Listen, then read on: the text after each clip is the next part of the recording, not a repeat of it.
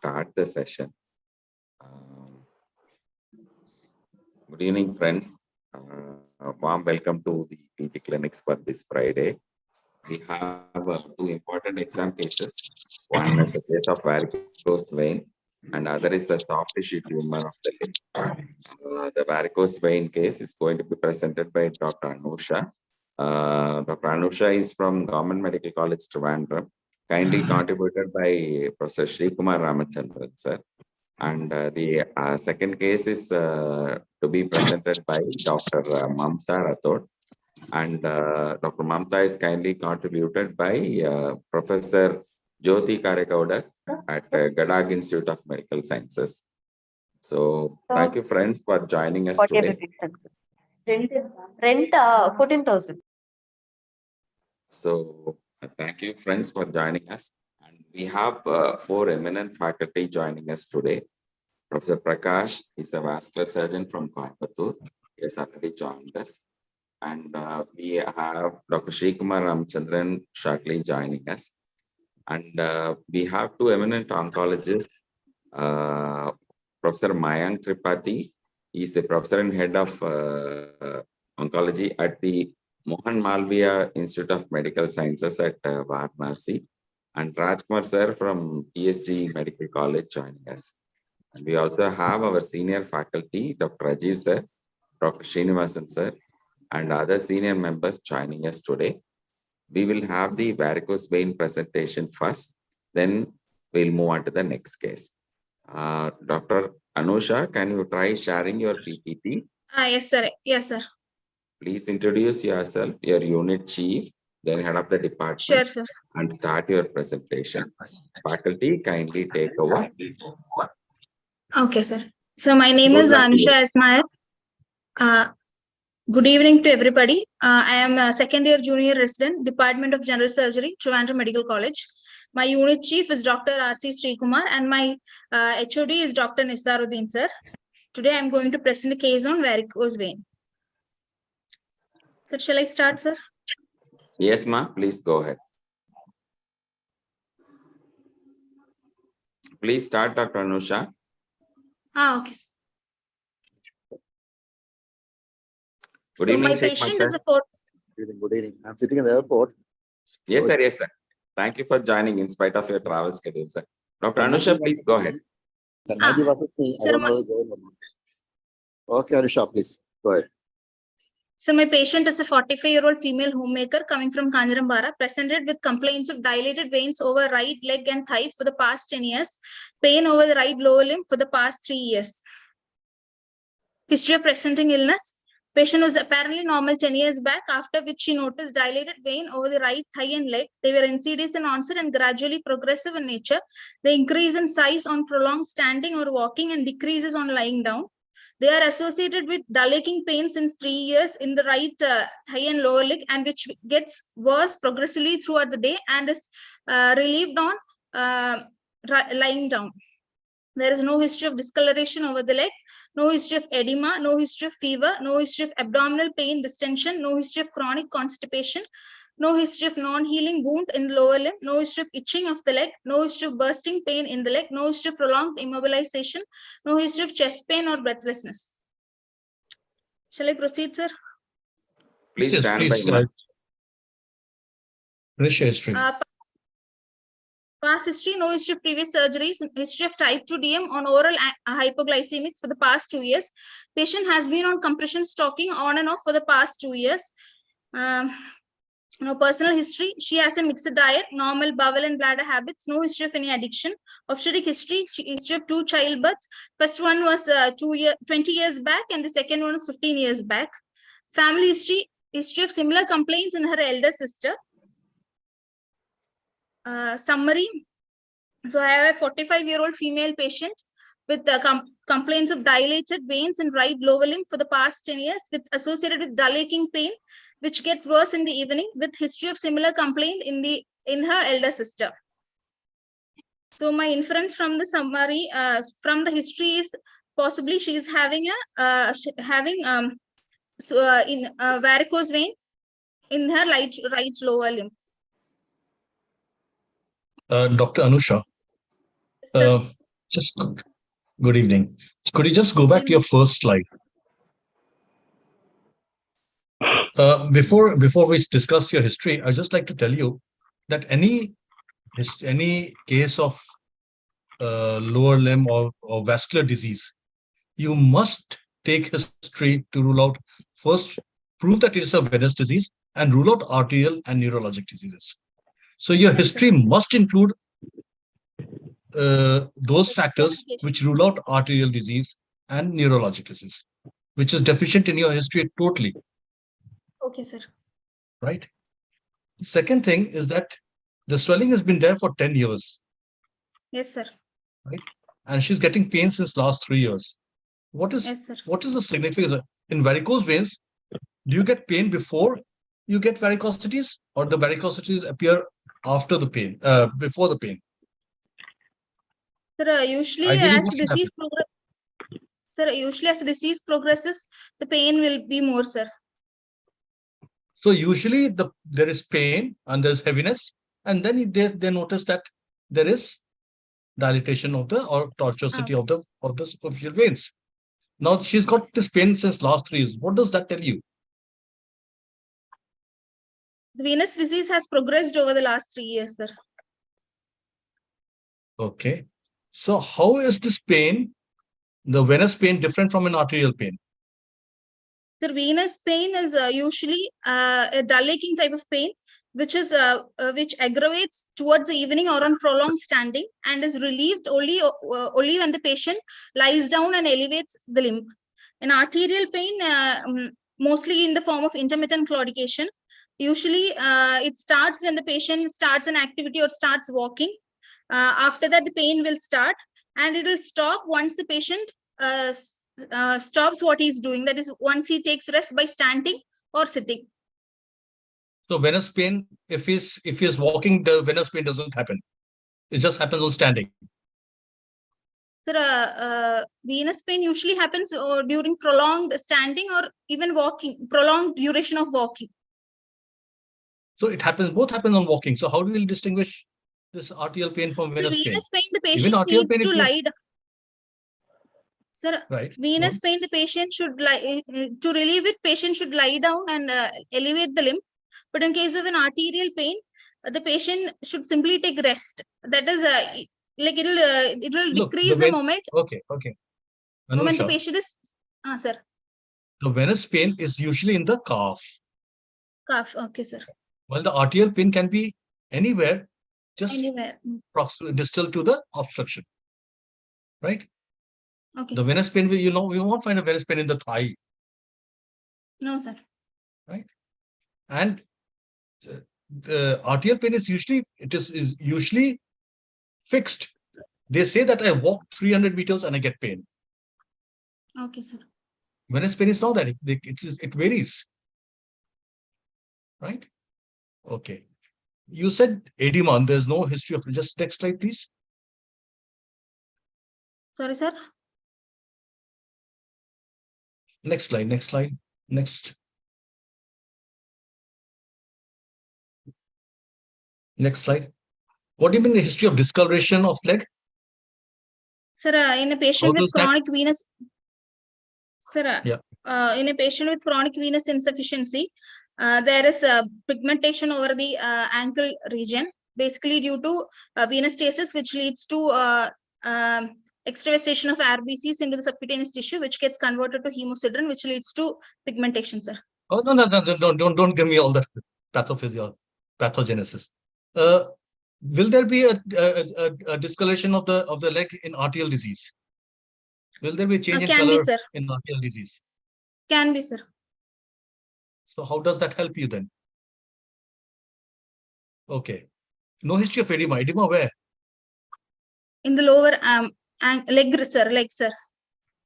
Nothing. No history of edema. Okay. Abdominal distension. Okay.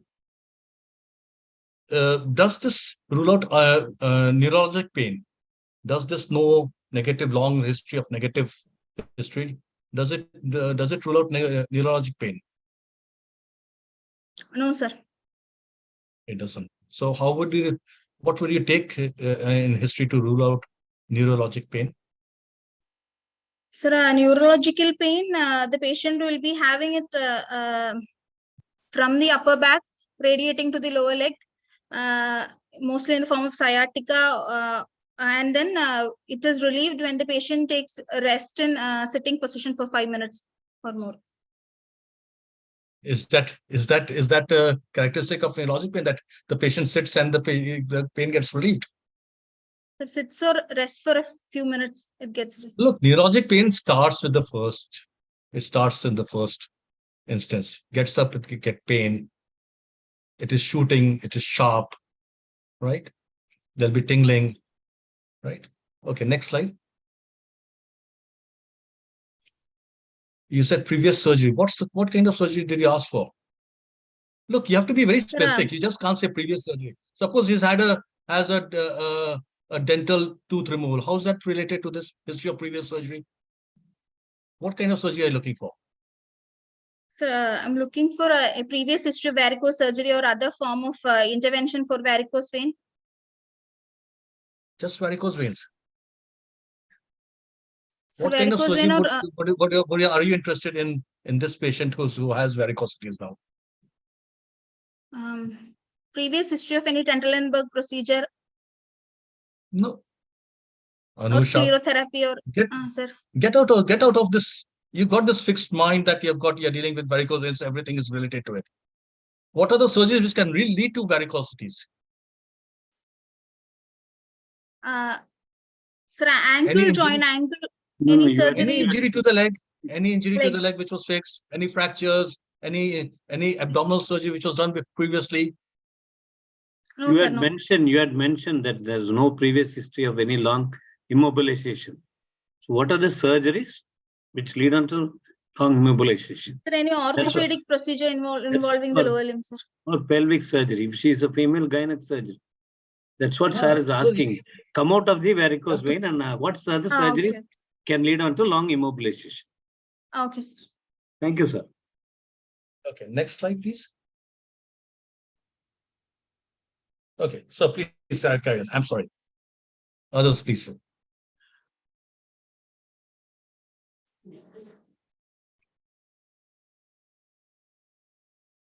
Okay, if no one's asking, next slide. Sir, anyone who wants to ask any question? Sigma, sir, you're muted.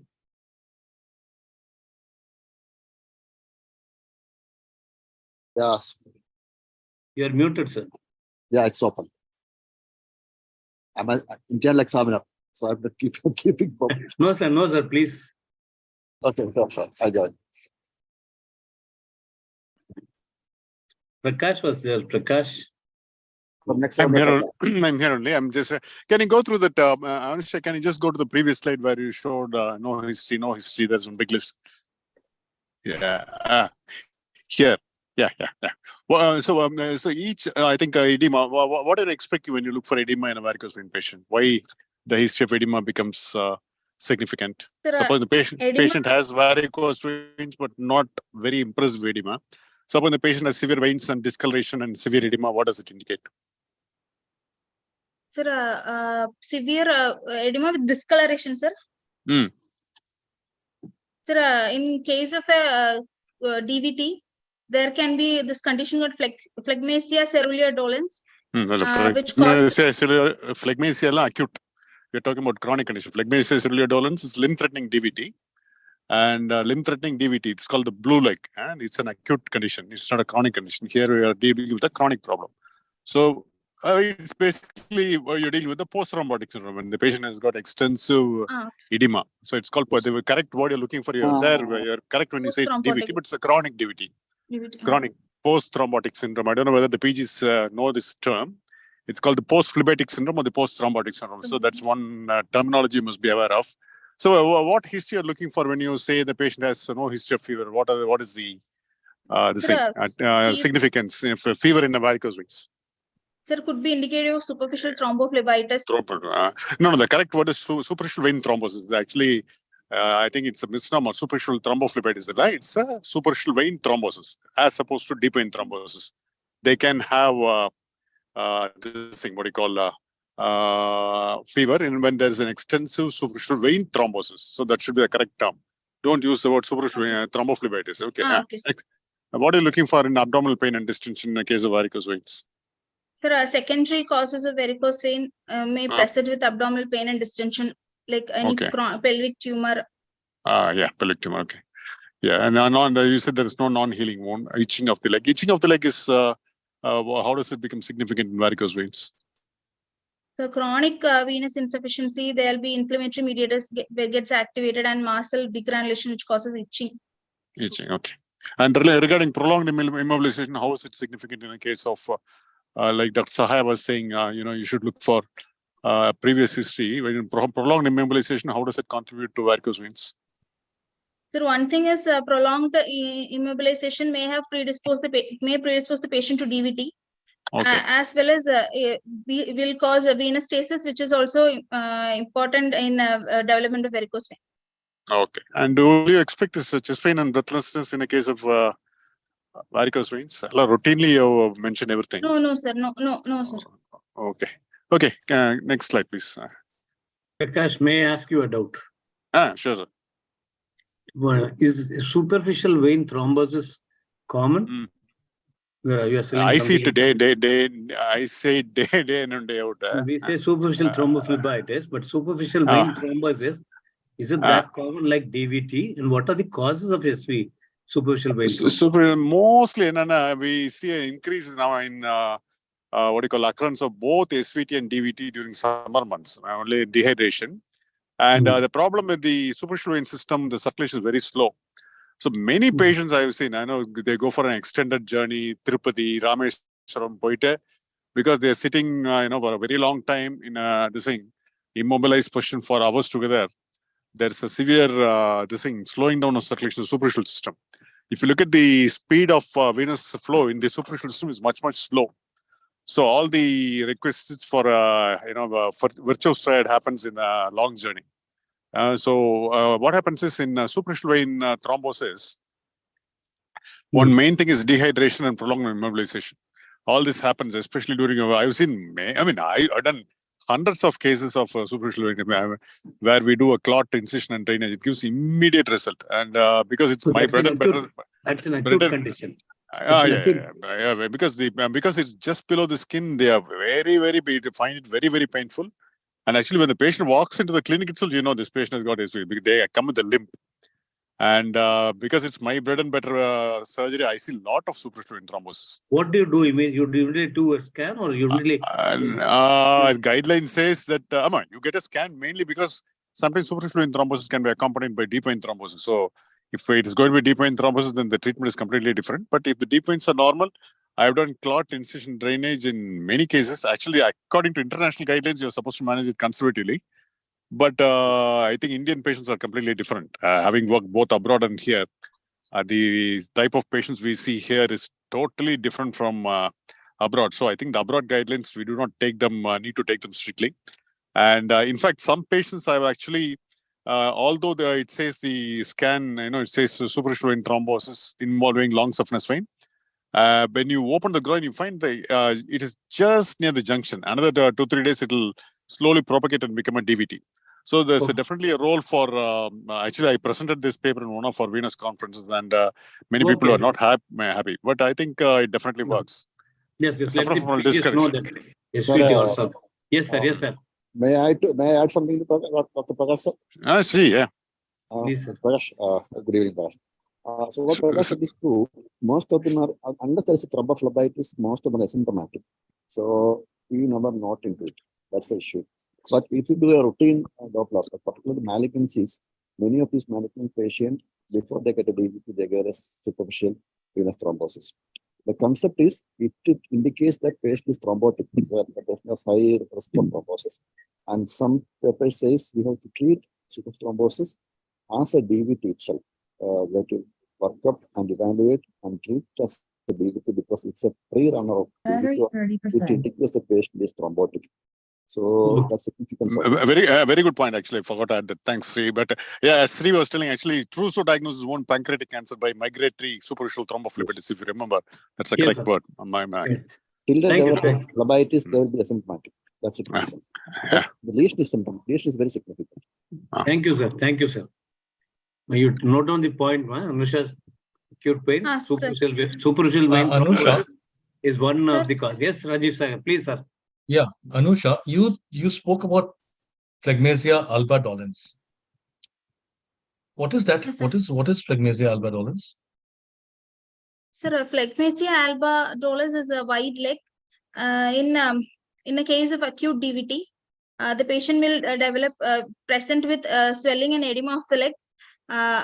Swelling and edema of the leg, sir. So why does it become white? Alba means Sir. white leg. So if there is DVT, why should it become white? It should become blue. Sir, it's due to the compromise in the arterial blood supply. How does the arterial blood supply get compromised? Sir, DVT causes the obstruction in venous drainage, which raises the intra compartments pressure, rise in the pressure in the compartment. Okay. So how is it different from phlegmasia cerulea dolens then? What is phlegmasia cerulea dolens? PCD. Sir, in cerulea dolens, there is venous gangrene development due to absence of the development of collaterals in the case of DVT. No, Look, but we can ask her to read, sir. So. Right. Okay. Both are DVT of the femorals. Right. Initially, there is decreased arterial inflow because there is venous congestion.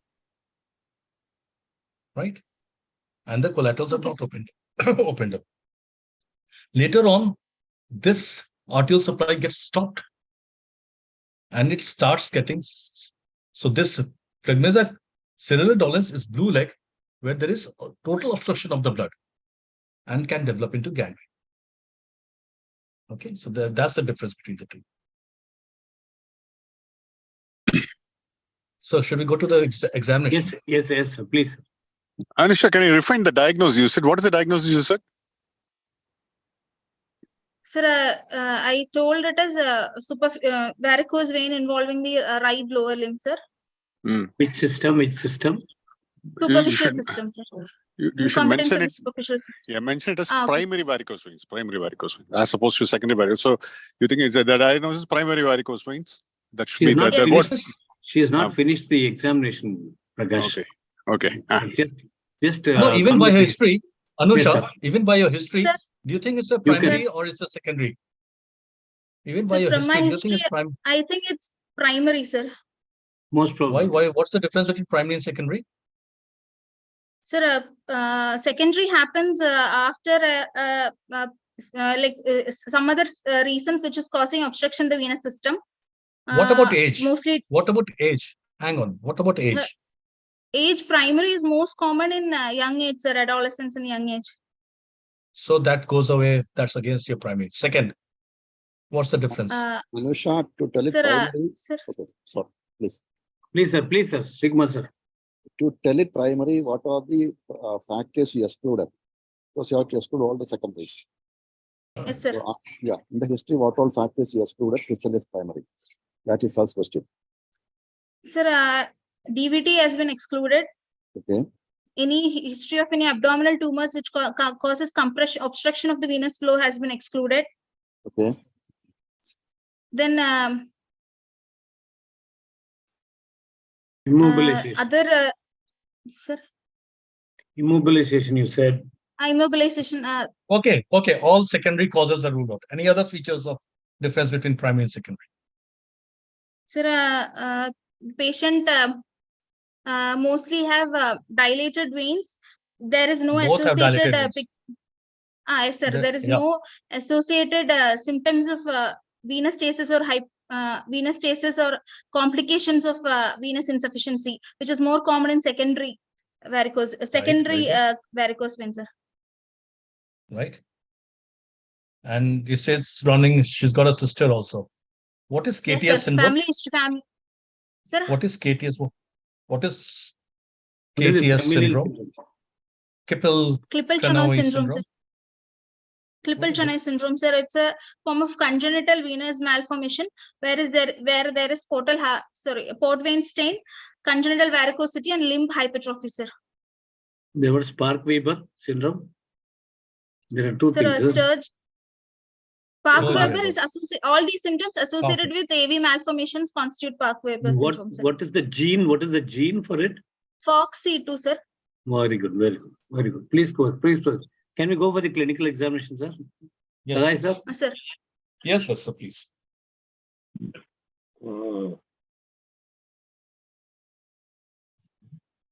Sir, shall I go ahead? Yes, ma. Yes, ma. Go to the next slide. Please, please. Sir, patient is examined in a well-lit room after taking proper consent.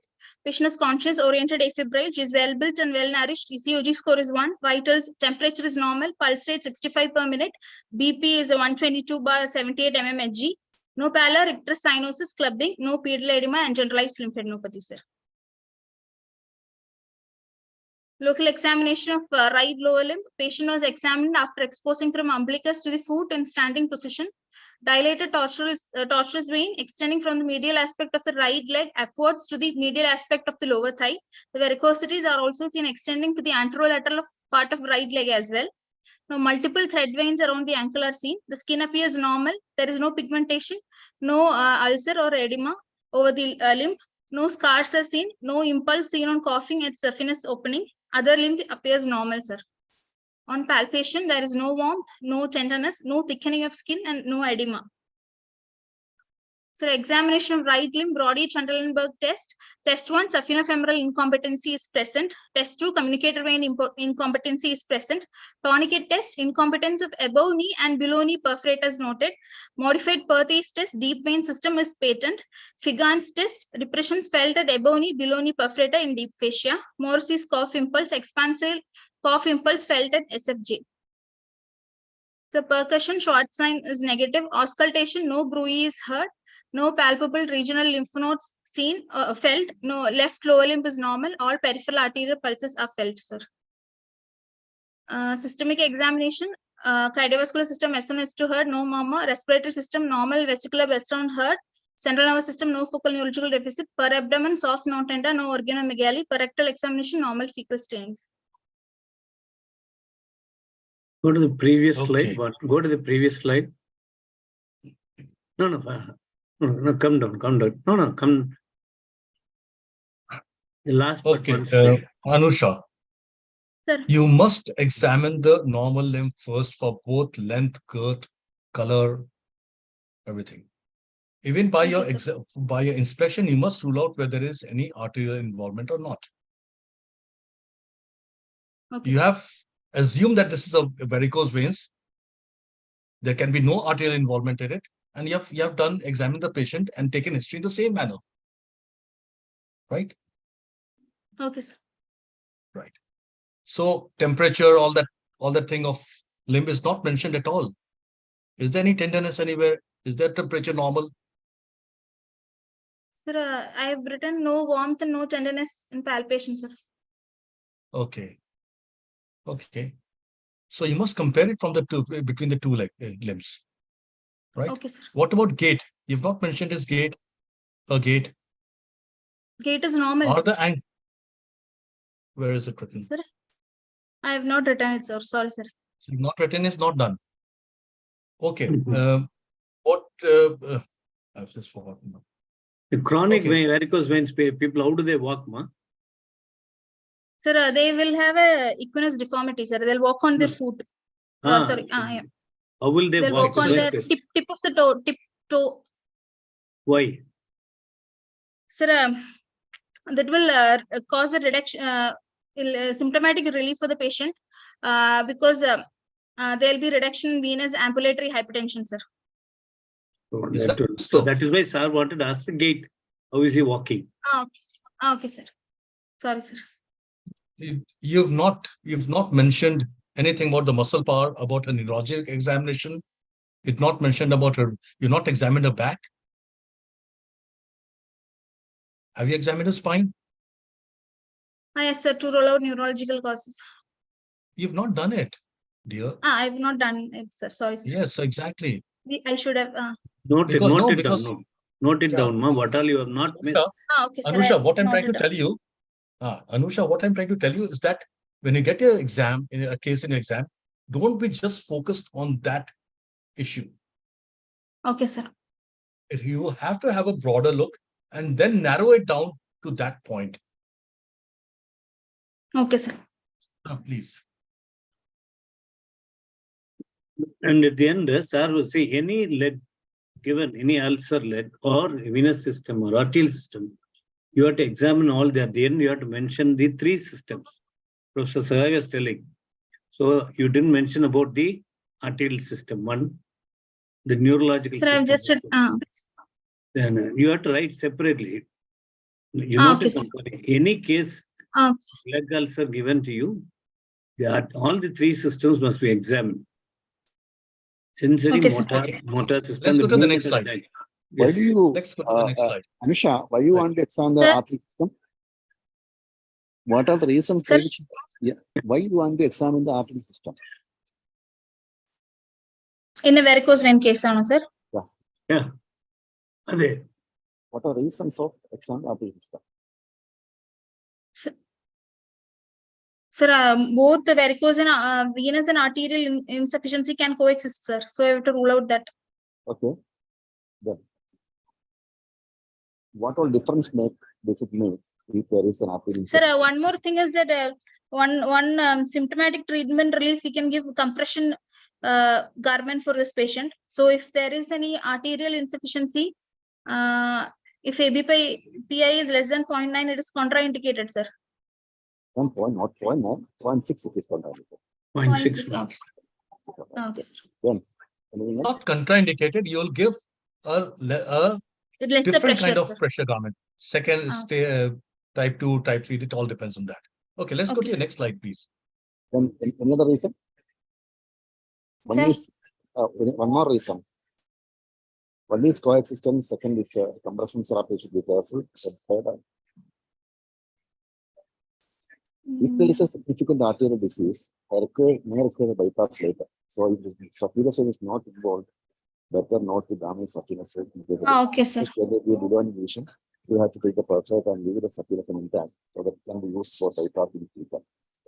Okay, sir. Because of these three reasons, arteries should be examined. All the parties should be palpated, not disaggregated. That's contact. Okay. Okay, you said there's no cuff impulse at saphenous opening. Where is the saphenous opening, Anusha? What's the surface Sir, margin of saphenous opening? Sir, 4 centimeter below and lateral to the pubic tubercle, sir. There is pubic So this tubercle. is an opening in what? In what structure? Fascia lata, sir. There is pubic tubercle. Uh, How do you identify pubic tubercle?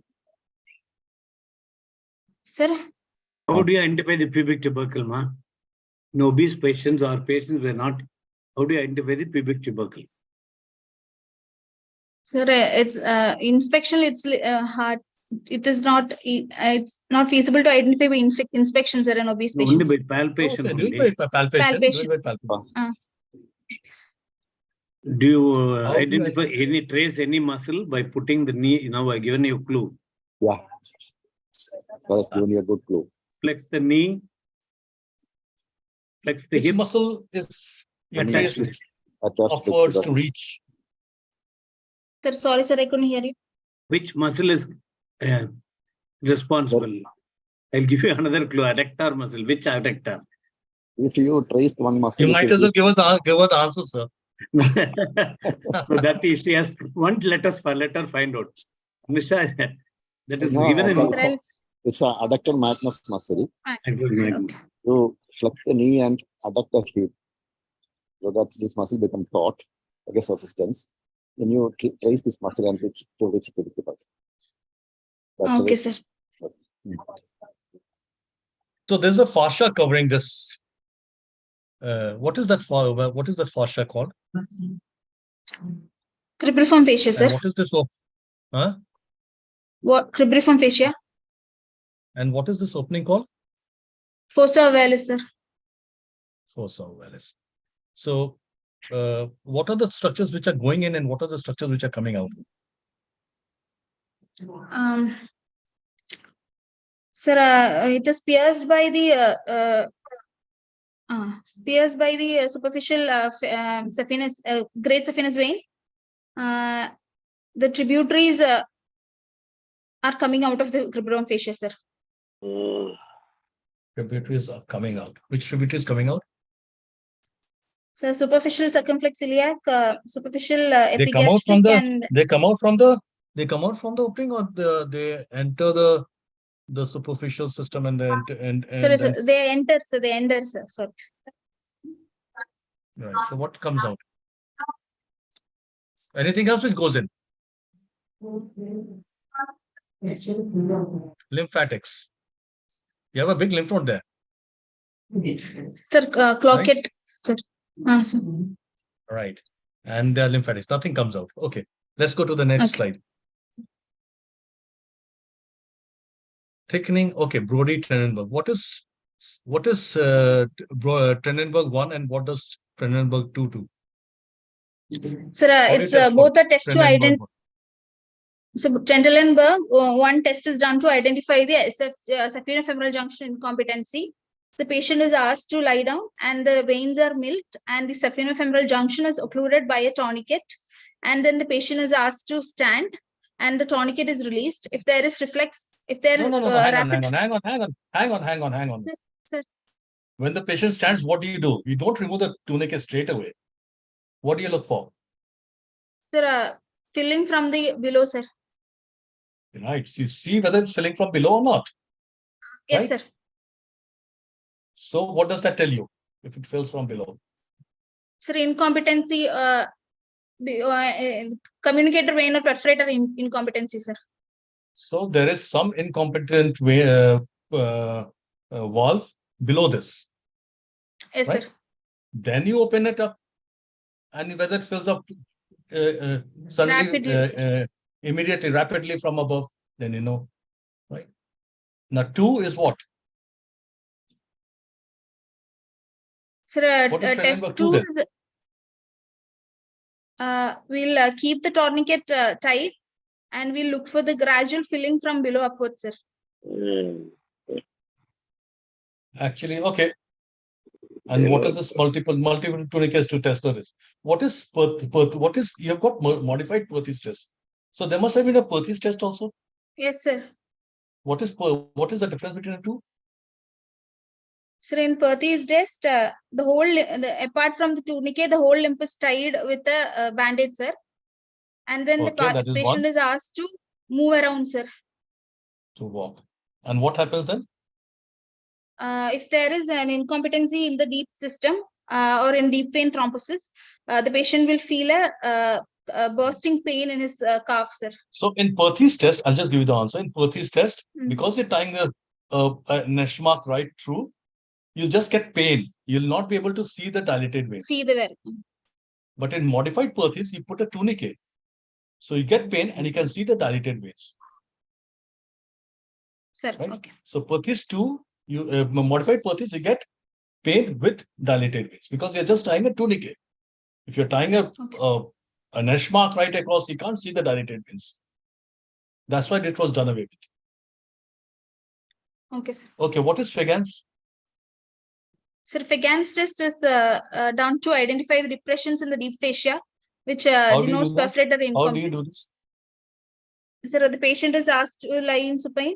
Veins are emptied or by milking, and then deep fascia is palpated, sir. Where do you palpate? Where do you palpate the deep fascia? Sir, along the superficial long saphenous vein, sir. What is this line called? Along the. What is this line called? I'm not sure, sir. Linton's line. Linton's line. Linton's line. Okay, sir. Right. Okay. What is Morris's cough impulse? Sir, the expansile cough impulse felt at the SFJ junction, sir. If there is a incompetence of SFJ, superficial femoral junction, saphenofemoral junction, sir. Suppose she had a femoral hernia. How will you distinguish this from Morris's cough impulse? Suppose she had a femoral hernia. Sir, femoral ring is 2.5 centimeter below and lateral to the pubic tubercle, sir. So site would be different. And Site will be different, and then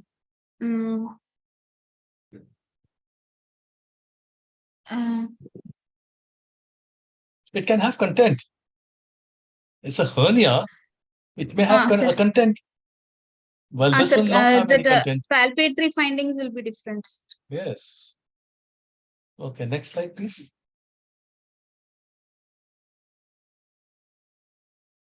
Next slide.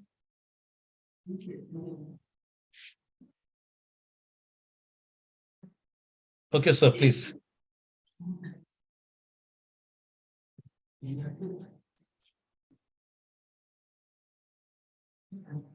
Prakash, Prakash, sir? I'm here. Yeah, she's covering nicely. I'm just listening. I think Dr. Saha is putting her through an extensive grill. So really nothing to add. Okay, next. What is Schwarzstein then? What does that tell you? Sir, incompetency of valves will create a column of vessels across the vein, which can transmit the impulse. Sir. Okay, so it tells that there's a column of this thing, blood which is not interrupted by valves. No palpable regional lymph nodes. Which regional lymph nodes did you palpate for? The superficial inguinal lymph node, sir. So mention it. Okay, sir. Any popliteal lymph node? Sir, I couldn't appreciate it, sir. Because you've not written it. You've not done sir. it. Okay, lower limb, left lower limb is normal. Normal in which way? What aspect? Sir, there is no varicosity in So the you left must lower mention limb. that Okay, limb sir, girth is normal, length is normal. Okay, sir. Okay, no, all peripheral arterial pulses. Which arterial pulses are you most interested in? Sir, femoral, popliteal, dorsalis pedis. Okay. Next slide, please.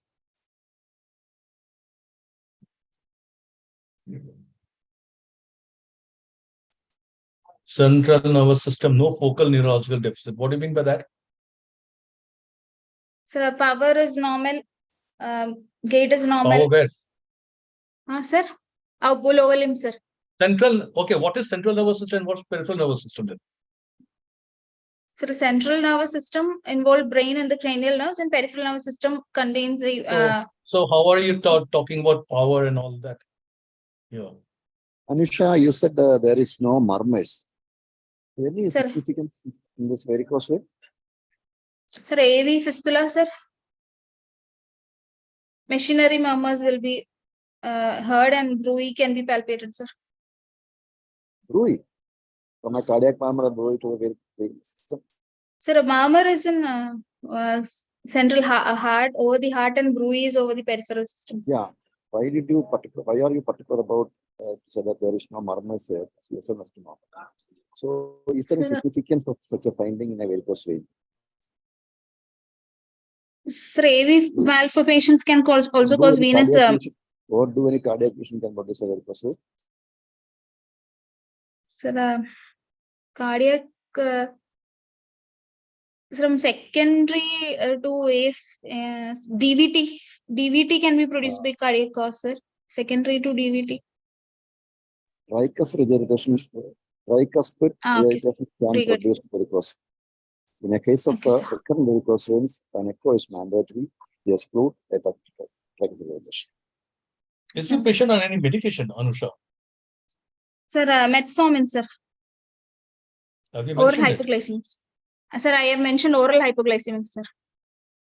No other medication for pain or anything? Or she's been there for 10 years. She must be taking some sort of medicines.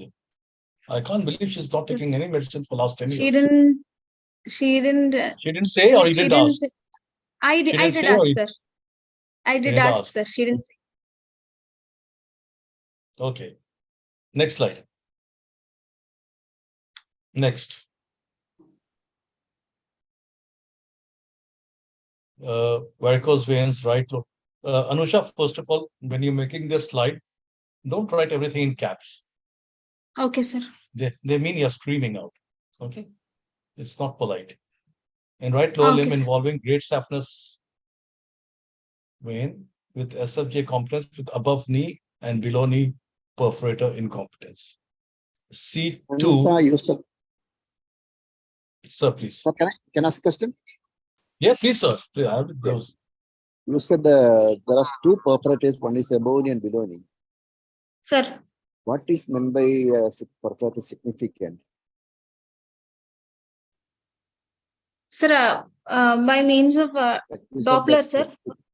No. Examination, you said that there's a perforator. That's significant. Sir. What is Sir, the there mean- when we sir, there is filling of when we are occluding the superficial saphenous femoral junction. There is a fill and in multiple tunicates there was filling of the vein. Wherever the tunicus was tight, there was filling below upwards, sir.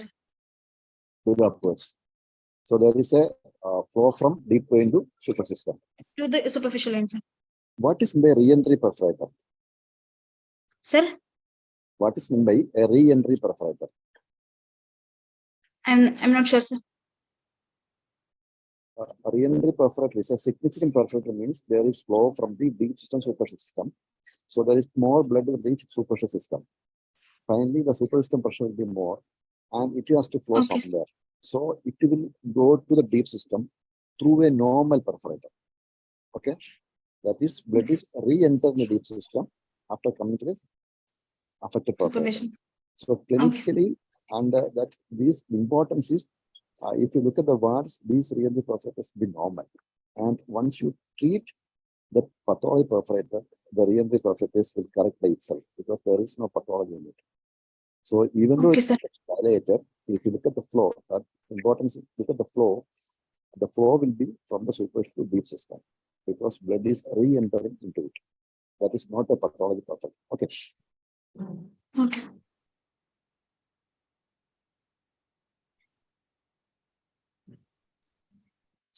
Okay. Anusha, what do you mean by C2? Sir. Prakash, Sir, What do you mean? C2. Yeah, I wanted to add to Srikumar. Anisha, why do some patients with extensive varicose veins hardly have any skin changes? Conversely, some patients have no varicose veins but will have extensive skin changes in lipodermatous sclerosis. What is the basic pathology here? Sir, varicose vein is one of the symptom of chronic venous insufficiency. Sir, in certain patients, it is not like other symptoms of chronic venous insufficiency may dominate, sir. No. Actually, the problem here is, see, when the patients have extensive varicose veins, but not significant. See, if you look at the distribution of the skin changes, it's all below knee. You'll never find above knee. Okay. So these patients who do hardly have any varicose veins, but have severe stasis, it's called stasis changes and skin changes and lipodermatous sclerosis. It's more a post-thrombotic syndrome with mainly it's going to be perforator insufficiency, which is going to be basic pathophysiology. It's not the usual primary varicose veins which you see there.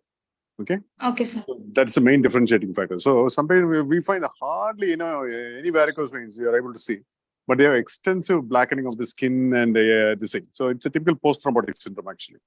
So when you look at those sort of legs, it's actually not a, strictly speaking, a primary varicose vein section.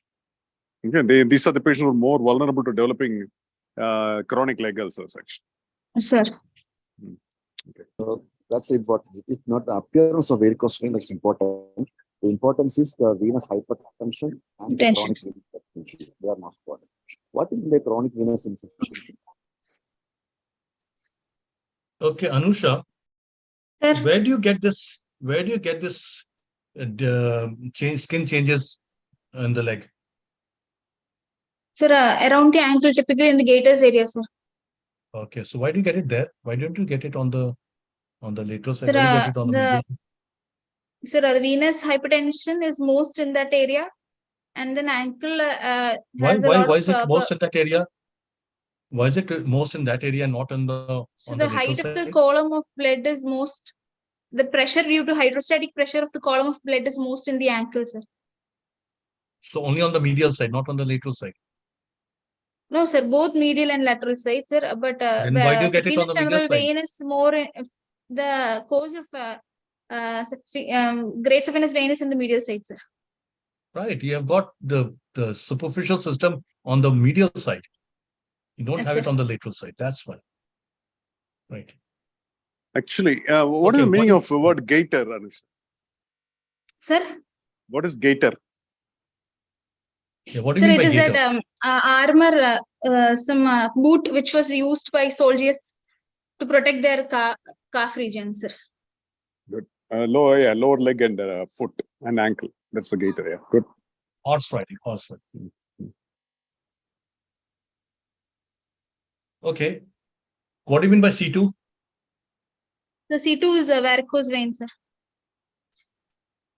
Just varicose. It is without. Sir, Give us the sir, full. without Give me skin the changes, full. sir. Without skin changes. Without any complications. Okay. Right.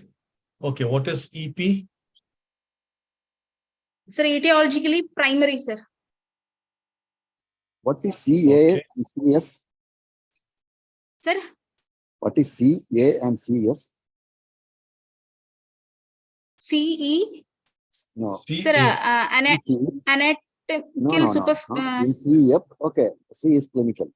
Clinical is broadly classified into two, A and S. What is C1A, C1S, or C2A, C2S? Sir, C2A, sir. C2. Pardon? I'm sorry, sir, I forgot. Sorry, sir. It is A is asymptomatic, S is symptomatic. Yes, So C2A means varicose with symptoms or without symptoms. symptomatic. Asymptomatic and symptomatic. Okay. AS and PR, what do they mean? Sir, anatomical, sir, superficial and perforator incompetency, sir. Okay. So pathology is perforated. Okay. So what will you do for her now? She's there. What next? Investigation, sir. What investigation? Duplex, sir. Duplex scanning is the investigation of choice. Straight away duplex scanning.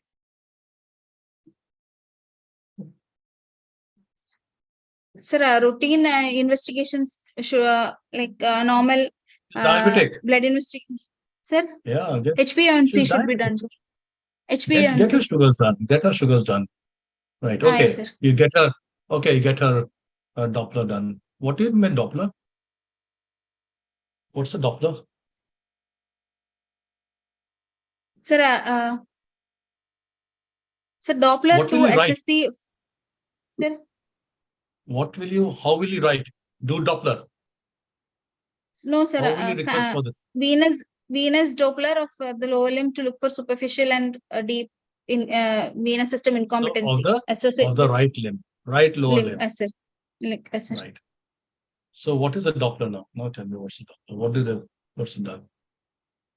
What's a Doppler? Sir, Doppler, it's a ultrasound which helps in identifying the flow, reflex, and the patency of the veins in both deep and superficial system, sir.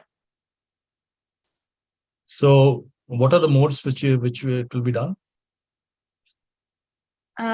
Sir, B mode. What is B mode and what is A mode?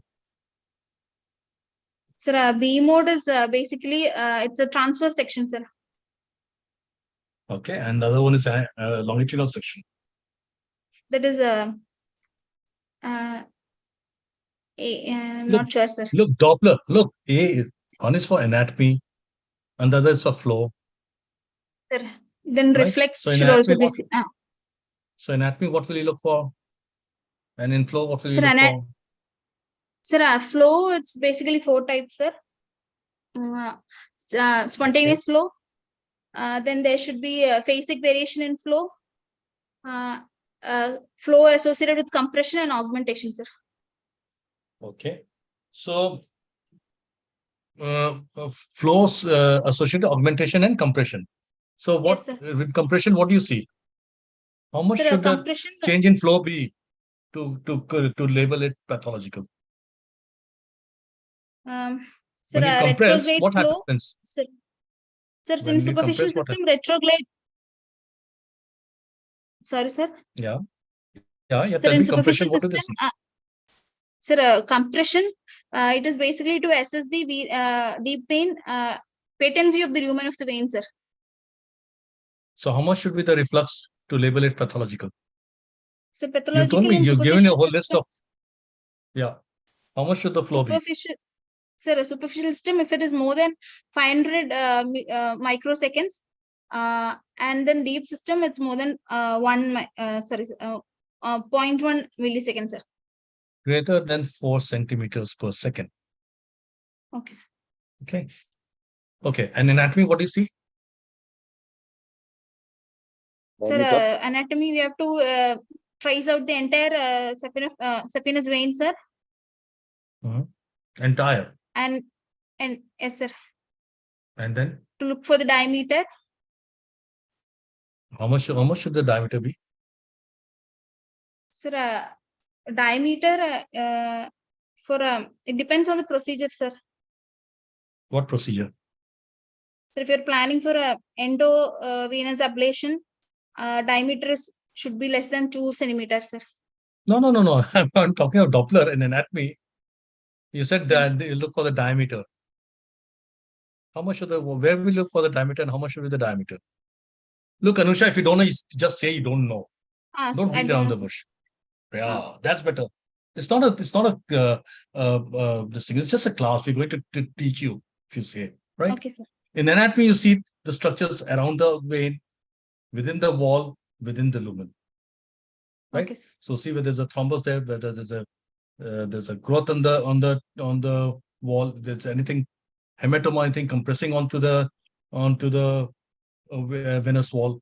And Doppler, you see the flow rate. You'll see whether Yes, the flow changes on valsalva walls and on deep inspiration and on compression. Yes, sir. Whether there is any reflux. Right? Okay, sir. So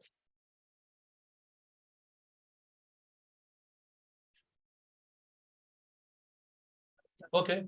So have you got the Doppler report? No, sir. No, sir. Okay. Okay, doesn't matter. So now what will you do about it? You got a Doppler report. It says it confirms your findings. Sir, I will So what proceed will you with do the now? treatment parts. No, straight away. What? Only Doppler. Sir, Doppler of the abdomen. Sorry, sir. Ultrasound of abdomen should also be done, sir, to rule out any secondary causes.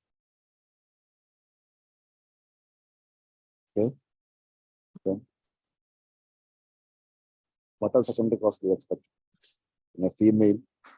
Left side varicose Sir? vein. What are the secondary causes do you expect in a female? Secondary causes.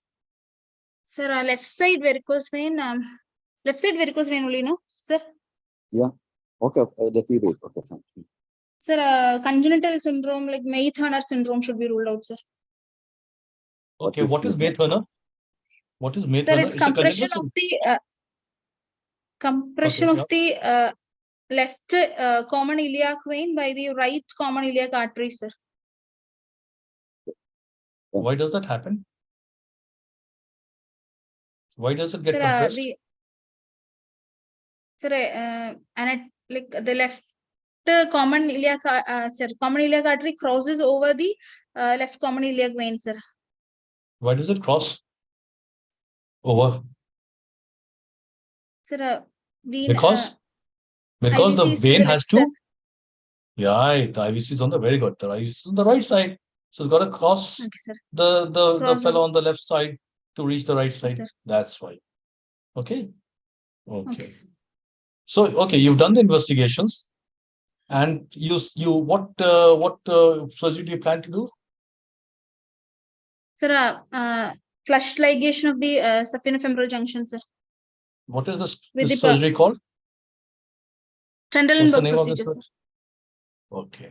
So you What are get components? flush ligation of the. What other components of Trendelenburg? Sir, what? Sir? What are the components of Trendelenburg? Sir, components, one is flush ligation, sir. Next is ligation of all the tributaries, sir. Then some part the proximal part out of the vein should be removed, sir. How much? I think, Least? 3 to 5 centimeters, sir. Just give me a second. So, Okay, hi, sir. what are the tributary? Sorry, sir, please. What are the tributaries which you ligate at the saffron junction? Sir, superficial epigastric, superficial circumflex iliac, superficial pudendal, deep external pudendal. Sir, then anterolateral thigh vein and posteromedial thigh vein, sir. Okay. So this posteromedial thigh vein, what is it called? Sir, posteromedial thigh vein, accessory saphenous vein, sir. There's a name for vein of Giacometti. Giacometti, sir. Yeah. So what's the importance of this vein? So it connects between the small saphenous vein and short saphenous vein and the long saphenous vein. Very good. Very good. Now you said you ligate the perforators. So there are some Sir. direct perforators, there are some indirect perforators. Sir, Do you know what is the difference between the two? sir, a direct What are- perforator is one which sir, it connects the superficial and the deep system directly through the deep fascia. Indirect, it opens into the sinusoid, sir. Sinuses, sir, Okay. and then it connects to the deep. So what is vein, the sir. vein of Leonardo then? Sir, what is the there is vein a of Leonardo? posterior arch vein, sir. Yes. So It's what's a important tributary of about it? sir. It's a tributary of great saphenous vein, sir. It has got Mhm. 3 perforators which connects it with the posterior tibial vein, sir. Cocket perforators are coming in this vein, sir. Okay. So you have the perforators opening into the posterior tibial vein. Do you know the name of perforators which are the other veins in the leg? Sir, anterior tibial, peroneal, Mhm. popliteal. Okay. Leg is okay. You have the anterior tibial and the peroneal. So do you know of any veins which open into the peroneal and which opens into the anterior tibial? Any tributaries? Perforator, sir. Yeah. Sir, I'm not sure, sir. Okay. Shermans Okay, sir. and Passes. Okay, Okay. sir. Anyway. Sure. Okay. So you will do this now. Any other? Suppose she says she doesn't want surgery. Sir, So what will you do about it? sir, there is endovenous ablation procedures which can be done, sir, for her. No. Any conservative management here? Conservative management, we can give a compression stocking, sir, for her. But she has What kind already of used it compression in the past stockings? and is in. What She's type of not mentioned compression she's used it in the past. Your history yes, sir. doesn't say that she's been using. Yes, sir. It says I told. What sir. Did you type of mention it that she's compressed using stockings? compressive bandage? I don't I remember mentioned it.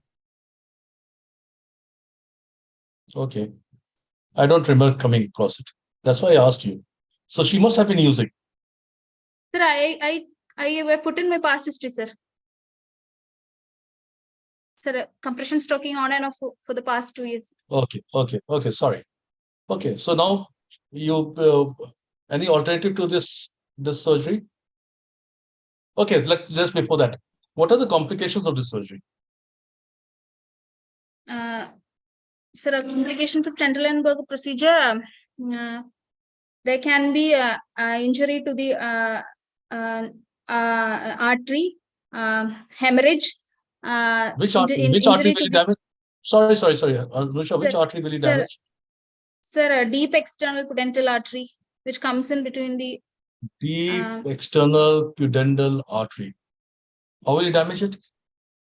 sir, it comes between the superficial, femoral vein and the long saphenous vein. Yes, Sir. you can damage the femoral vein. Hmm. Okay, what else? Sir, then neovascularization, which can cause recurrence. Then damage to the femoral, saphenous nerve. That happens when? Sir, in stripping, sir. Okay. I think we're over the time. So Anusha, anything else would you like to when you're talking about complications, classify them as immediate during surgery, Yes. the immediate Oh, sir, post-op, okay, and then late complications. So you've clubbed Okay, everything. sir. So actually, arterial injury, I've seen and helped a few common femoral vein injury during open stripping, and that's one thing. But actually, even more dangerous when we're talking about the pulses. One thing you should always, before surgery, document the presence or absence of pulses, because people have had their entire artery stripped. Actually, you can't believe how this has happened, but this has happened. I mean, it's a very, very rare complication, but it can still happen. Oh, And Okay. obviously, it can never happen in open laser surgery or radiofrequency ablation. But open surgery, that problem is one of the most experienced surgeon in my place. He stripped the suprafemoral artery, and the patient ended up having an amputation. And when I worked in UK, at least I've seen 2 or 3 cases where we had the cases referred to my unit where they stripped the femoral artery. So it's a very, very devastating complication. And that's the reason why you should, when they're talking about the presence or absence of pulses, you should always document the pulses. And third, regarding the neovascularization, which you said, why does it happen? Because it's a delayed complication. So when you talk about the immediate intraoperative complication, you can have all this. You can have bleed, maybe from the injury to common femoral vein. People have actually injured the femoral artery.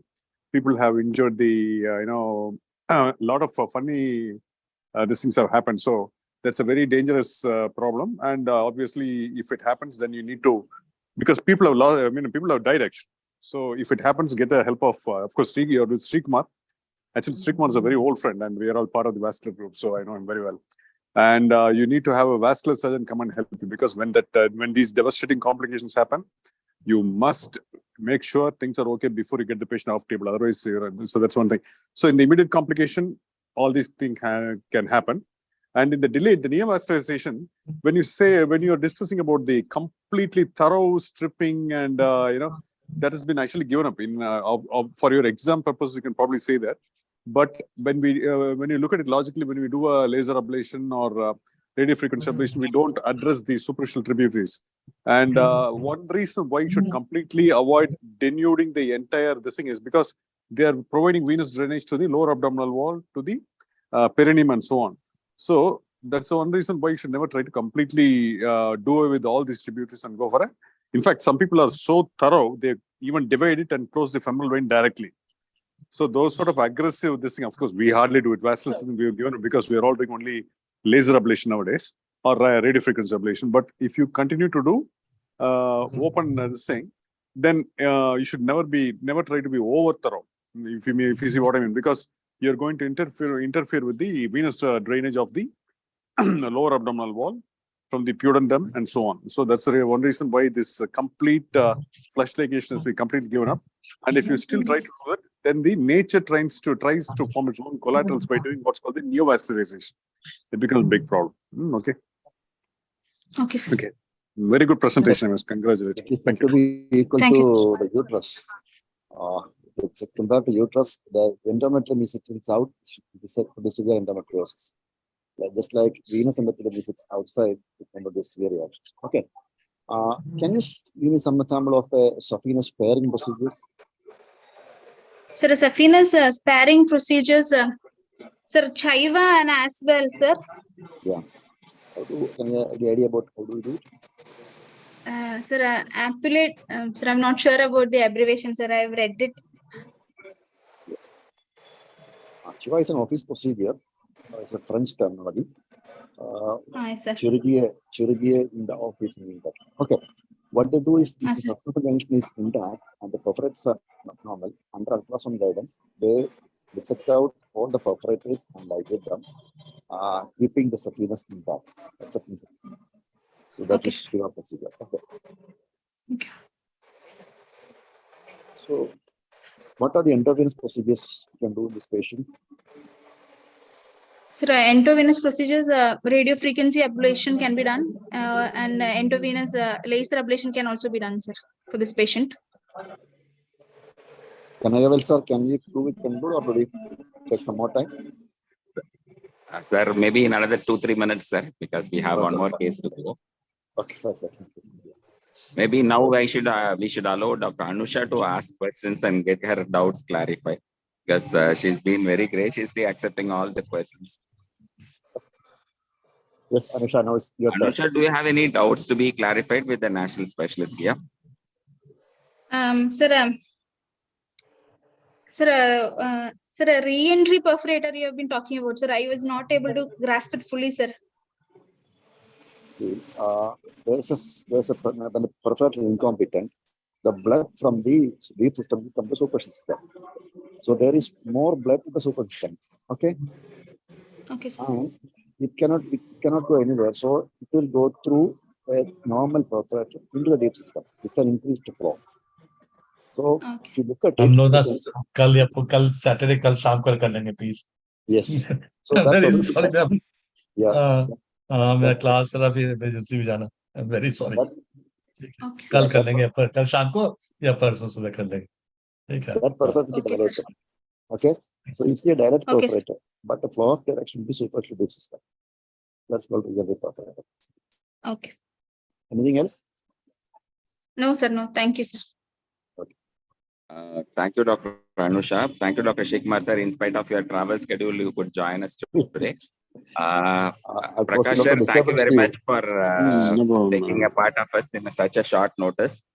And I wish you could say for the next case, sir, but we have a malignancy case. I'll hang on. A very good presentation, Anusha. Thank you, sir. Thank you very much. Thank you, sir. Thank you. Well done, Anusha. Well done. Thanks. Thank you. Sahai sir, in your opinion? I think you trained her well, Sri. Yeah, I think given her a thorough grilling today morning before bringing her here. No. Sahai sir. Good luck. Thank you, Dr. Shikmar, sir. Thank you, Dr. Anusha. You can stay with us if your admission day permits to stay for the next case discussion also. And we have Dr. Mamta from JAMS Gadag. We have two eminent faculty for joining the second case. Professor Mayank Tripathi from Malviya Institute of Medical Sciences at Varanasi. And we have Dr. Rajkumar from PSG Institute of Medical Sciences, both surgical oncologists. And we have our faculty. So I wish both Dr. Mayank sir has been with us some time back. Both of us, they know the routine. So the candidate is allowed to present till the history part. And then the candidate is revisited for the slides to ask questions. Same way, allowed to present the clinical part. Then we can go ahead with the discussion on initially on the management part of it. And then some recent advances also, sir. We have an hour's time for discussion. Please take over, sir. Dr. Mamta, please introduce your unit chief, head of the department, and start your presentation, please. Good luck to you. Yes. Good evening, Rajkumar, sir.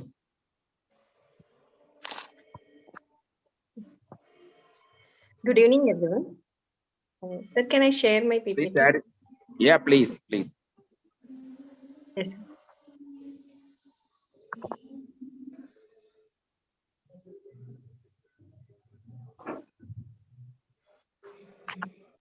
Sir.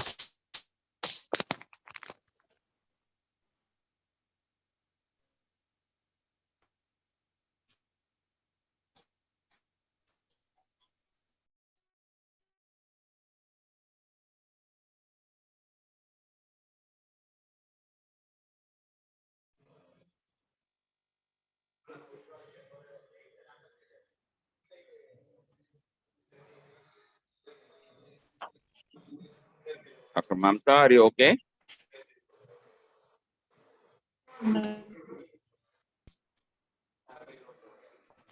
Sir, I'm not able to share my PPT. Please switch on to your video. Yes.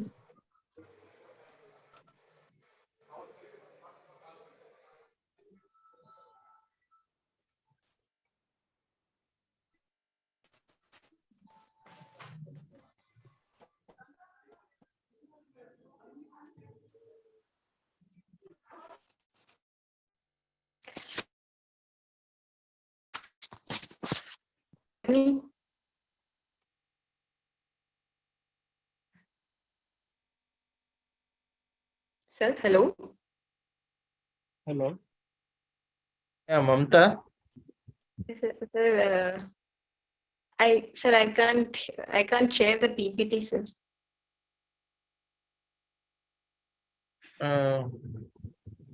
Probably, do you need permission? Karavel sir, do you need to give her permission to share? Sorry, sir. Sorry, sir. Do you need to give permission? No, sir. I've given already. I've given. Okay. The earlier candidate also presented. Mhm. Dr. Yeah. I think it's Anusha? starting now. Yeah, I think she's okay. Yeah. I think she's presenting from her mobile or something like that.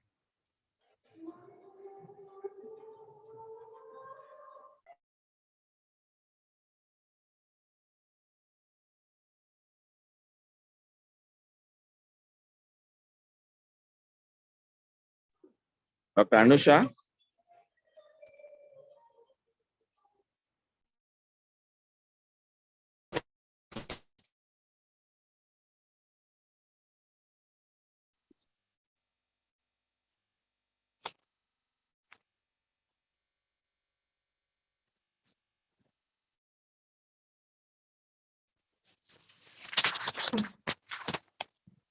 Hello, sir.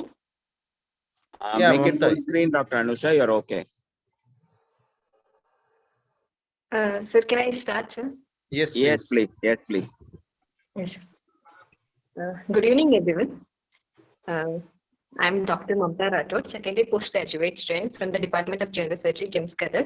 My moderator is Dr. Jyoti S. Karegowda, Professor and Head of the Department, General Surgery, James Kadar, and Dr. Associate Professor.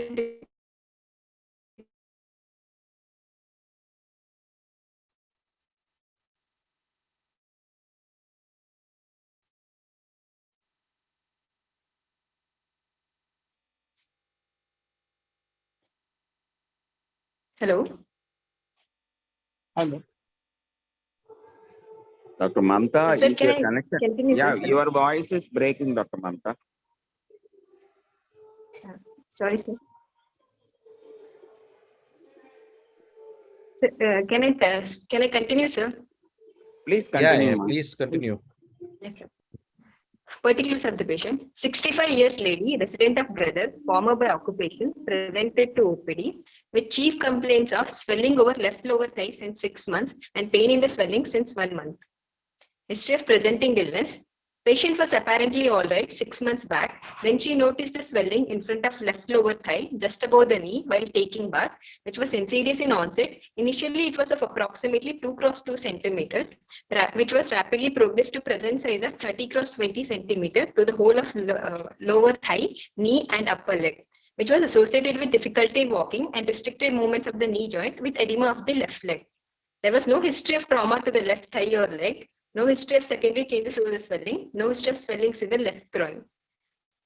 It was also associated with pain in the swelling since 1 month, which was insidious in onset, dull aching type, continuous, aggravates on walking and subsides on taking medication. There was no history of radiation of the pain. There was no history of diurnal variation of the pain. No history of numbness or tingling sensation of the left lower limb. No history suggestive of metastasis, like no history of cough, hemoptysis. No history of backache or bony pains. No history of abdominal distension, jaundice. No history of headache, vomiting, or seizures. No history of bleeding per rectum. No history of fever or loss of weight. Past history: no history of similar complaints in the past. No history of any previous surgeries for similar complaints. No history of exposure to radiations. Not known case of diabetes mellitus, TB, or hypertension, or asthma, or epilepsy. Family history: no history of similar complaints in the family. Personal history: patient takes a mixed diet, good appetite with regular bowel and bladder habits. Disturbed sleep due to pain since 1 month. History of betel nut chewing since 30 years. Obstetric history: P1L1, menopause 10 years back, nothing significant, sir. Summary: 65 years female with rapidly progressive swelling involving the left lower thigh, knee, and upper leg since 6 months of recent onset and dull aching pain since 1 month with no comorbidities and not exposed to radiation. Hello, sir. Okay. Dr. Mamta. So, Yes, sir. Can you go back to your first slide? You have not mentioned the progression. The progression in what duration? You have said that it has come from this side to this side, but how long did it take? some approximate duration or something? I mean, Since she, yes, sir. it has happened over a day or week or a month or something like that. But because that is an important history, right? That progression. Yes, sir. It has progressed over 6 months, sir. In last 5 months, it has been rapidly progressing and involving the lower thigh, knee, and like knee and upper legs. Sir. Okay. And then next said there is a pain. So why do you think there is a pain in soft tissue swelling? What Sir, are the pain causes? could be, yes, sir. What will be the cause of pain in a soft tissue swelling Sir, or a soft tissue swelling? it could be stretching of the capsules or stretching of the fascia, and because of the heaviness also. So one is Heaviness of the pseudocapsule stretching, other is because of muscle fatigue itself, yes, sir. and more importantly is because of tumor necrosis. So once the tumor attains such a large size, so the center of the tumor becomes hypoxic, it gets necrosed, and it releases many interleukin. So that also causes lot of pain. Yes, So sir. in family history also you have mentioned that no family history of similar complaint, right? Yes, sir. I asked. So do you think that we should ask about other malignancies also, because it is not only similar complaints, if you have a family history of any other malignancy, any other Yes, sir. For the that symptoms will be associated, we can ask, sir. okay. For like, for And so what is the relevance of detail net filling in this particular case? Do you think it is associated or it is just for a completion process? there is no upfront association, sir. Okay. Then few more questions, like you have asked family, you have asked history for metastatic, like any bone pain. So can you tell me what are the most common sites for soft tissue sarcoma metastasis? Sir, most commonly lung, sir. It involves lung extremities, sir, and it can go for it can go if it is no, it can go for visceral like liver, sir, abdominal distension, or any liver. organ. Do you think liver is a common site? Lung is the most common site, sir. Yeah. 70% of the cases it involves lungs, sir. Yeah, but liver is not that common. Okay, so liver is something, it's not very common site for metastatic. It can happen in some, specifically myxoid liposarcomas. They may go into liver sometimes. Yes, sir. Also, you have a history of headache, vomiting, seizure. So do you think some sarcomas, they specifically metastasize to Clear cell brain or the carcinoma? Yes. clear cell is actually more into lymph node. More commonly is alveolar soft tissue sarcoma, what we call it ASPS, and also angiosarcomas. So these are the sarcomas which may metastasize more commonly to brain. Yes. So again, backache. So do you think any soft tissue sarcoma metastasizing to spine? Yes, sir. Liposarcomas. Yeah, specifically rhabdoid liposarcoma. So these are the two important things. And what is the importance of weight loss in this patient or any patient in sarcoma? Sir, any like because of the malignancy, if like patient is having any What is sarcopenia? Sir? You know anything called sarcopenia? No, I don't know, sir. So it is basically muscle wasting kind of thing. Sarco is, whenever you are using the word sarco, that refers to muscle, like sarcomas or mesenchymal tumor, basically. Mesenchyme is, sarco refers to a mesenchyme origin or mesenchyme tissue. So sarcopenia means there is muscle wasting, patients become cachexic. That is another important history. Often it may refer to a metastasis or advanced disease. And also your treatment will change accordingly, actually. How to, anyway. Yes, sir. Okay, I think that's all. Mamta, can I ask you some questions? Yes, sir. Yeah, it's more of suggestions than questions. Can you move to the first slide? The Yes, first sir. history slide. Yeah. So when you start telling about the history, we have not seen the patient, right? We are imagining the patient from what you're telling. Nowhere you have mentioned whether the swelling is in the anterior aspect or posterior aspect, medial or lateral, where exactly. I know that it is somewhere from the thigh across the knee to the leg, but I don't know whether it's anterior or posterior. Sir, yes, sir, I've yeah. written. She noticed in front of left lower thigh, sir. Again, like which rapidly Oh, I'm sorry, I missed whole that. of the Okay. lower thigh. Yes. Okay. But okay, then yeah, okay. And then there is a lot of negative history, like you have gone through in detail about what is not present, right? Yes, sir. Yeah. So most likely sarcoma, soft tissue tumor case would be a short case for you, I think. And a lot of negative history may not be required. You could possibly concentrate on the positives and then probably cut down all these negative histories. I know that you have gone into a lot of detail and you wanted to rule out many things, but it's just a suggestion. Yes, sir. Okay.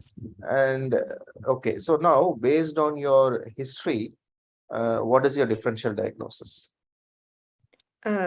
Based on my history, sir, as it is like it's rapidly progressing and looking at the size of the swelling, sir, I would straight away go with like it could be a soft tissue tumor, probably soft tissue sarcoma, sir. Or why are you thinking of a soft tissue tumor and not a bony tumor? Sir, it's involving like up knee, like thigh also, upper leg also, sir. It can be a knee joint tumor, bone, some osteosarcoma, some bony tumor that is having some soft tissue component and which is like having all these swellings. The whole swelling can be because of the bony swelling. Right? But she doesn't complain of like, sir, like like pain comes before the swelling, sir, in case of osteogenic sarcoma, sir. No, it may not be osteogenic sarcoma. It can be some bone tumor, right? Yes, sir. So what was the catch point for you to think that it's a soft tissue rather than a bony swelling? One, I thought of pain, sir. Like pain, like usually in like in bone tumors, pain comes before the swelling, sir. And the progression, sir. What is the age of the patient? Age. Age, sir.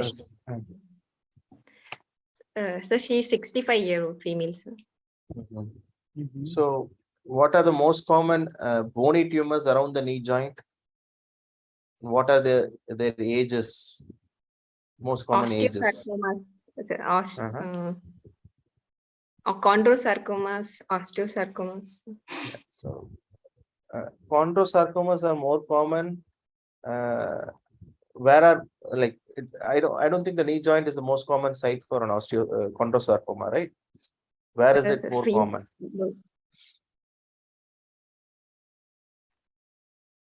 Girdle, like shoulder girdles. Yeah. Right. That happens more in flat bone, like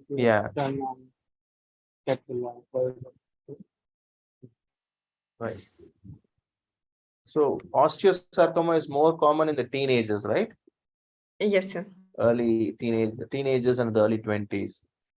Then these giant cell tumors and all these things are more common in what age? But giant cell tumor, middle age. Sir. Middle ages, right? So this is a 60-year-old female, and the history is very short. And you, as you rightly said, the pain is a giveaway, right? So you're looking more likely as a soft tissue lesion, soft tissue swelling rather than a bony swelling, right? Yes, sir. Yeah. Okay. Okay. Now, if sir is okay, we can move on to the examination part. Yeah. Yeah, please Shall continue with the I- examination.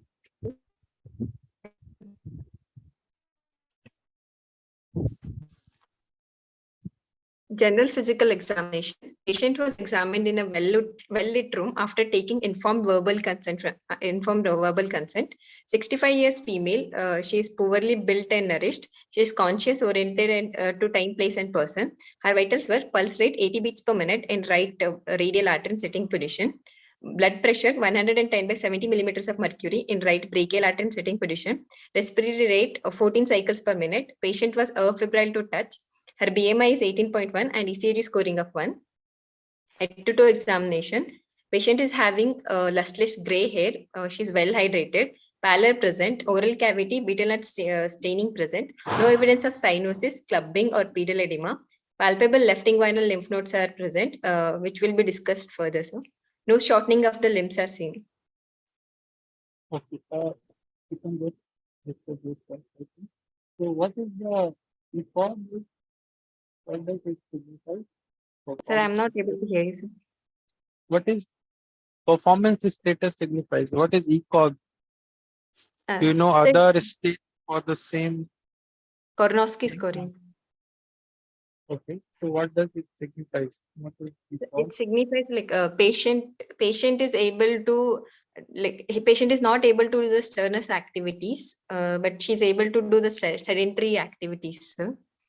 That shows like that changes the like her social status. It shows us her social status, and it can help us in like for the cancer treatments, like treatment of the patient.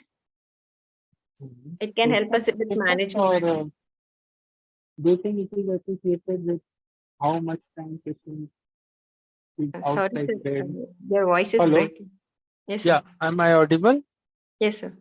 Yeah. So do you think it relates with the functioning of the patient? Means, so cancer patient, if it is his or her activity is limited to 50% outside bed or more than that, do you think it is related with that or some social status you are mentioning? So what exactly is ECOG? You know what is ECOG 0, ECOG 1, 2? Yes, sir. I know. ECOG 0 is a patient is able to do all the activities, all the strenuous activities, sir, as a normal adult, sir. Then Basically ECOG asymptomatic. Yeah. asymptomatic. Asymptomatic. Yeah. ECOG 1 is patient is not able to do the strenuous activities, but the patient is able to do the sedentary works, sir. That is ECOG 1. ECOG 2 is patient is not able to do the sedentary activities in like like more than 50% in more than 50% of the waking hours, sir. And rest of the time patient will be taking rest, sir. And ECOG 3 is patient like more than 50% of the time patient is having bed rest, sir. Either on the chair or the bed, sir. And ECOG 4 is patient is not able like non-mobiles, bed rest complete. Okay. Okay, we can move ahead, I think. Yes, sir. Examination of right lower limb is normal. The clinical picture of the left lower limb. Examination of left lower limb. Patient is having a limping gait, decubitus, lying in position, in supine position with hands by the side of the body with bilateral hip and knees extended. Attitude, bilateral lower limb extended at hip and knee joint with slight external rotation. Inspection, a diffuse swelling of left lower thigh, knee and upper leg involving whole circumference of the limb of approximately 40 cross 20 centimeters, irregular in shape, extending 20 centimeters above knee joint length superiorly and 20 centimeter below knee joint length inferiorly. It's irregular in surface.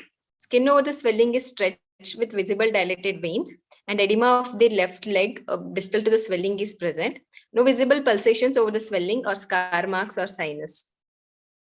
Palpation, local raise of temperature present over the swelling, tenderness present, inspectory findings of size, shape, extent is confirmed. Swelling is non-mobile in both horizontal and vertical dimensions. Swelling is variable in consistency, that is firm to hard, firm in consistency in anterior and medial compartment of the swelling, and hard in consistency in the posterior compartment of the swelling. Skin over the swelling is pinchable. The swelling does not become prominent or less prominent on putting the underlying muscles into contraction, that is on extension or reflection of the knee joint against resistance. There is restriction of active and passive movements of the knee joint.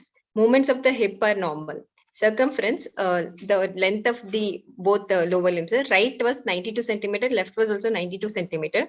Mid thigh, right was 33 centimeters and left was 41 centimeters. Mid calf, right side 23 centimeters and left side 30 centimeters, and swelling was about 53 centimeters. All peripheral pulsations of bilateral lower limb are present, except popliteal artery of the left lower limb couldn't be palpated. There was no neurological deficit, that is the power of the muscles distal to the swelling, power was 5/5. Knee and ankle reflexes were normal. Sensation of both lower limbs are intact and equal. Lymph node examination, there are multiple, that is 5 to 6 enlarged, non-tender, freely mobile, firm lymph nodes in vertical group of left inguinal region of approximately 1 cross 1 centimeter were present in dimension. Spine tenderness was negative, sir. Systemic examination, per abdomen. Yes, sir. Okay, we will discuss the local examination first and then move ahead, I think. Yes, sir. So, once you have examined the patient, your distances should be in relation with a bony point rather than a joint or something. That may also work sometimes, but mostly you should find a bony landmark like tibial tuberosity, something Yes, like that, and then you measure your distances in that relation. Because bony landmarks, they are usually fixed landmarks, so anybody can measure them and have the idea what is the finding, what are the yes, findings. So other thing, when you are examining a limb, especially a soft tissue sarcoma, you have to always mention the compartment because compartmental involvement is a very important thing in soft tissue sarcoma that actually decides that what will be the extent of surgery. So yes, sir. you should mention that. So what are the compartments of the lower Sure. limb? Can you tell me just grossly? I'm not asking borders, but at least tell me compartments. What are the compartments in leg and what are the compartments in thigh? Yes, sir. Thigh, it can anterior, posterior, and medial compartments, sir. Mhm. And in the leg, it's medial, lateral, and posterior compartments. Anterior, lateral, and posterior, basically Posterior. in thigh. Yes, sir. So you have to Anterior, mention that. medial.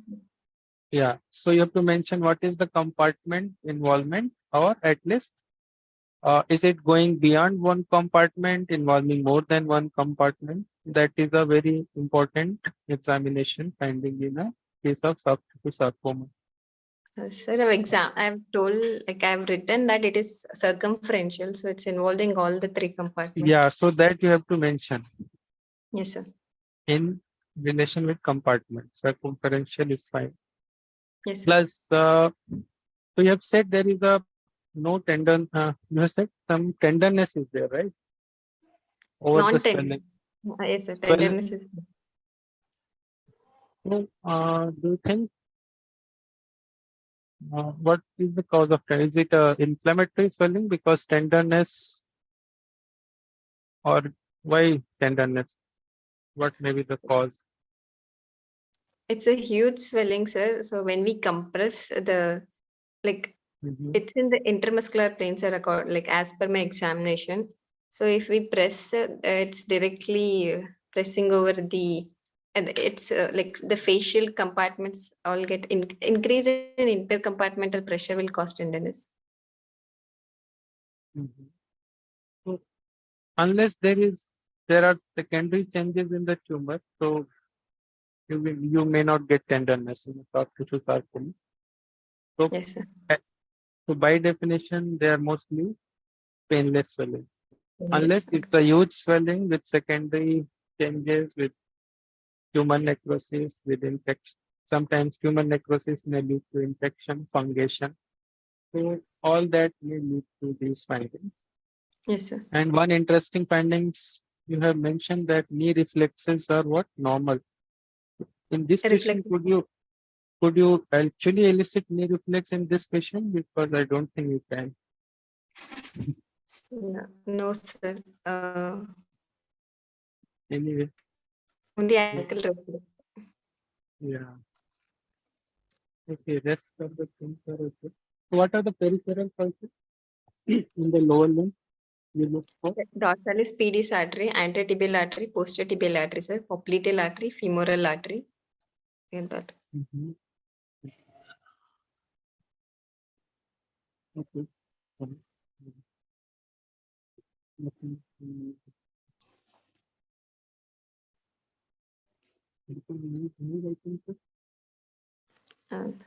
I can't hear you, sir. You can move ahead. Yes, sir. Shall I move, sir? Yeah, please. Yes, sir. Systemic examination, per abdomen. Abdomen was soft, non-distended, no organomegaly, no free fluid. Per rectal examination, no active PR bleed or no palpable mass. Per vaginal examination, no palpable mass was found. Respiratory system, position of trachea was in midline. Bilateral chest is symmetrical in shape. Bilateral Was there air any entry- significant finding? Any significant finding? No, sir. You can System skip examination this. is normal. Yeah, you can skip this. Just a Now come comment. to your Mamta, just a comment that see these cases, no, these per rectal and per vaginal examinations, they are actually kind of invasive examination. You are actually invading the privacy unless it is indicated. I don't think you should be doing it. Okay, for a soft tissue sarcoma, for any abdominal case or anything, you should. But in a soft tissue sarcoma of a limb, you can avoid per rectal and per vaginal. Okay. Yes. Sir, like as lymph nodes are positive, inguinal lymph nodes are palpable, Okay. sir. To check for any pelvic nodes or to rule out any. Per rectal and per vaginal will not give you any. What are you looking for?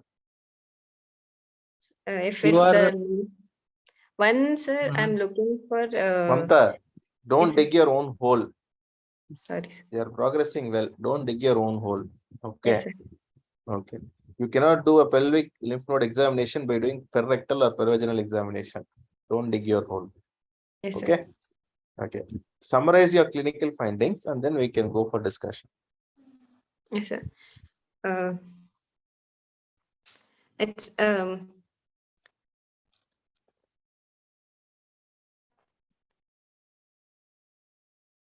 a diffuse swelling of 40 cross 20 centimeter involving whole circumference of left lower thigh, knee and upper leg. It was sorry, sir. It's irregular in shape and extending 20 centimeter above knee joint and 20 centimeter below knee joint.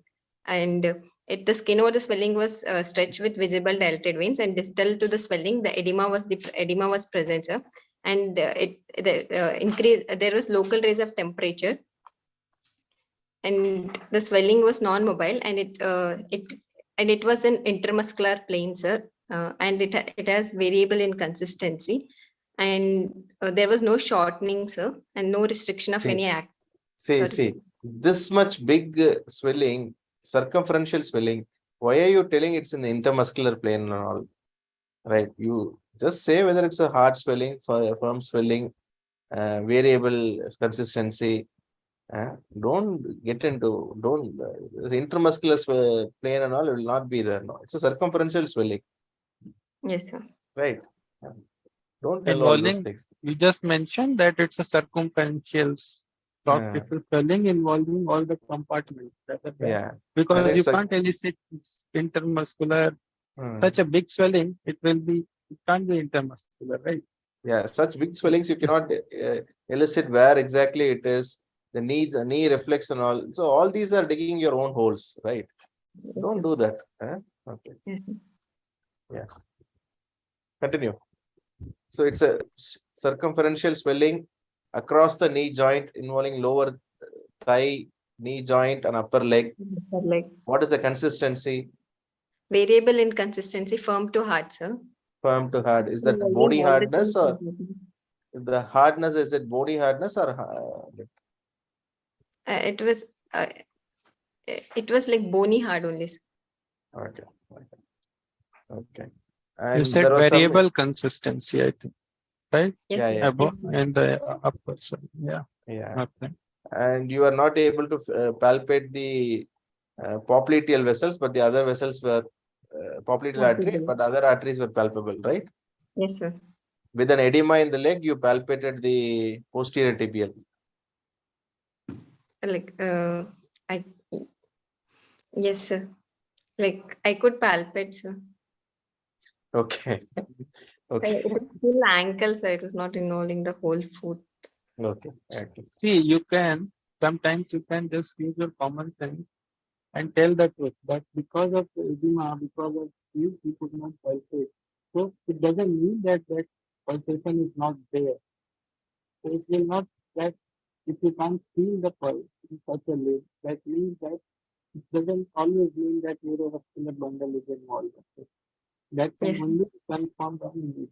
So Yes, you sir. have to actually tell us what were your actual findings rather than just completing the list. So I don't think you can elicit immediate. Probably other than dorsal status, none of the vessel will be anti-moral. In between, none of the points you can see. So Sir, your voice is not clear, sir. It's okay. I think you should. okay, move The ahead. voice Yeah. is not the important thing. You should take the theme what sir is telling. Okay. Just tell whatever findings you have elicited. You don't need to complete or you don't need to cook up findings. You will end up in trouble. Okay. Yes, sir. Sorry. Yeah. Okay. And you have some palpable inguinal lymph nodes. Yes, sir. So these are the findings. Now, what is your difference? What are your differential diagnosis? So it's a diffuse swelling over left lower thigh and upper leg, probably malignant, sir. Probably it is a soft tissue sarcoma. Why again soft tissue? It is circumferential. Some part of it is bony hard.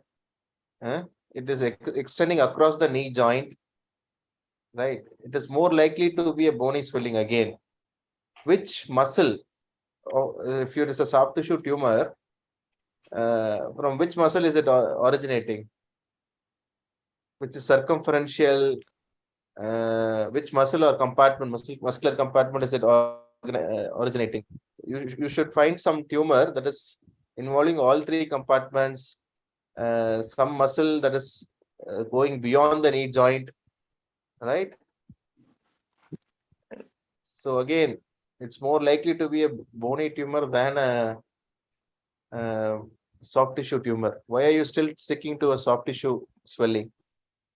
Because like her sir, Plus, the you know the movement. diagnosis. No, sir.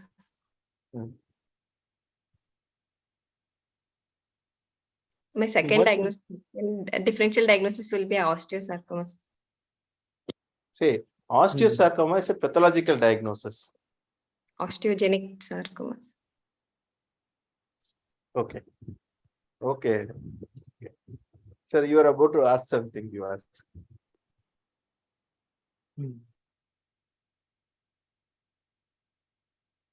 So, okay, Mamta. Okay, so you think that it can, the first differential diagnosis is a soft tissue tumor, probably a malignant, probably a sarcoma, and the second differential diagnosis is a bony tumor, again probably a sarcoma, right? Yes, sir. Okay, so now what are you going to do? can it be a benign swelling, Mamta? No, sir. Yeah. Why? Why? Sir, because it is one thing, the size of the swelling, sir, and it's rapidly progressive, and it's in the deeper planes. I What just else? think it is a knee joint effusion.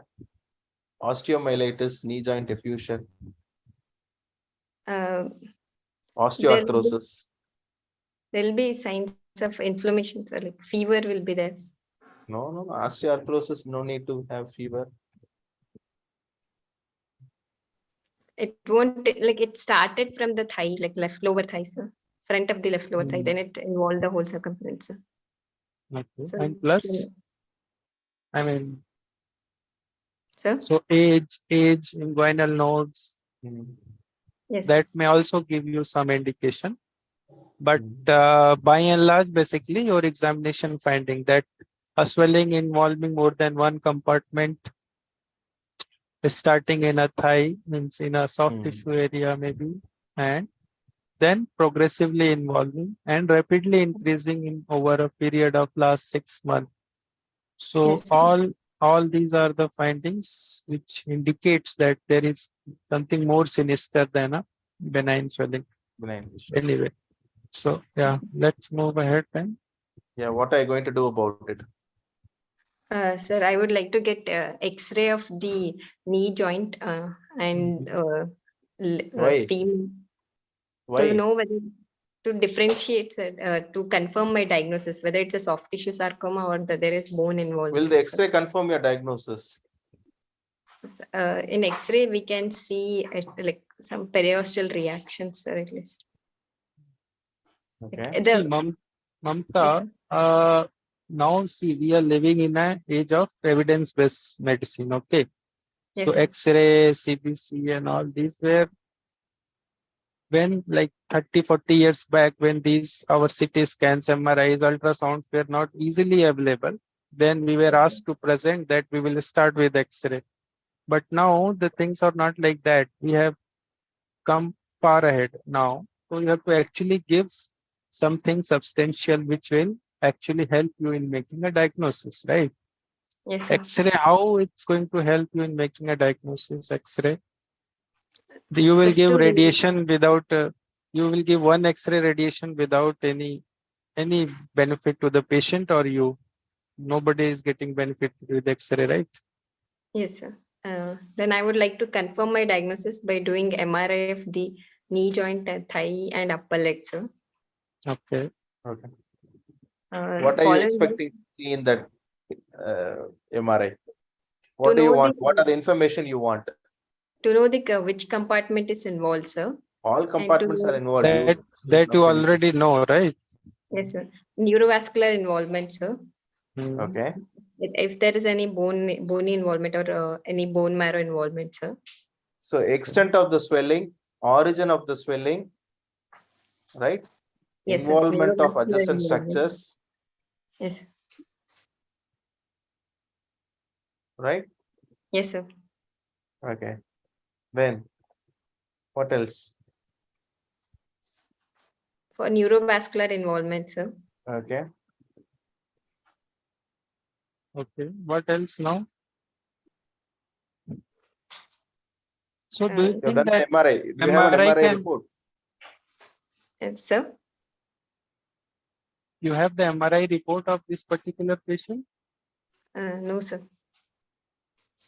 Okay. So MRI can also give you something like, is it benign or malignant or Yes, sir. tissue of origin? Can it give? Yes, sir. It can, sir. So what are the tissues from this, means from where these kind of swelling can arise? One, you So- said muscle, one is bone. Do you think there are other tissues there are other soft tissues from where it can get Tendon, originated? aponeurosis, capsules, joint capsules, sir.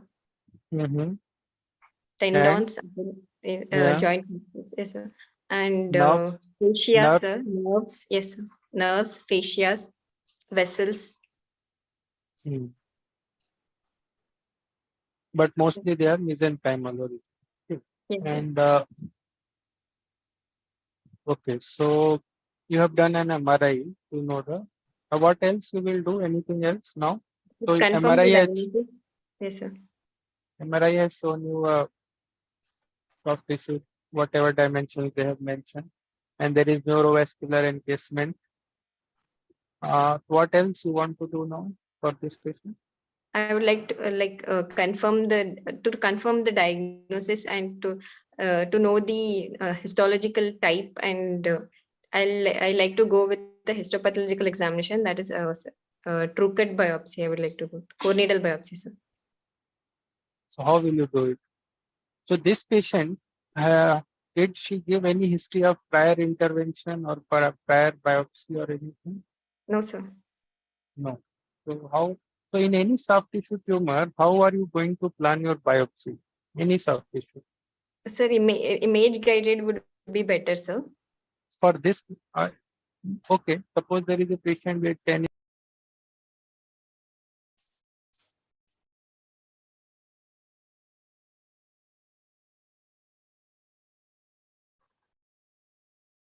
Hello, sir. Yeah, hi. So what sir was trying to tell was, yeah, you want to do an image guided biopsy, right?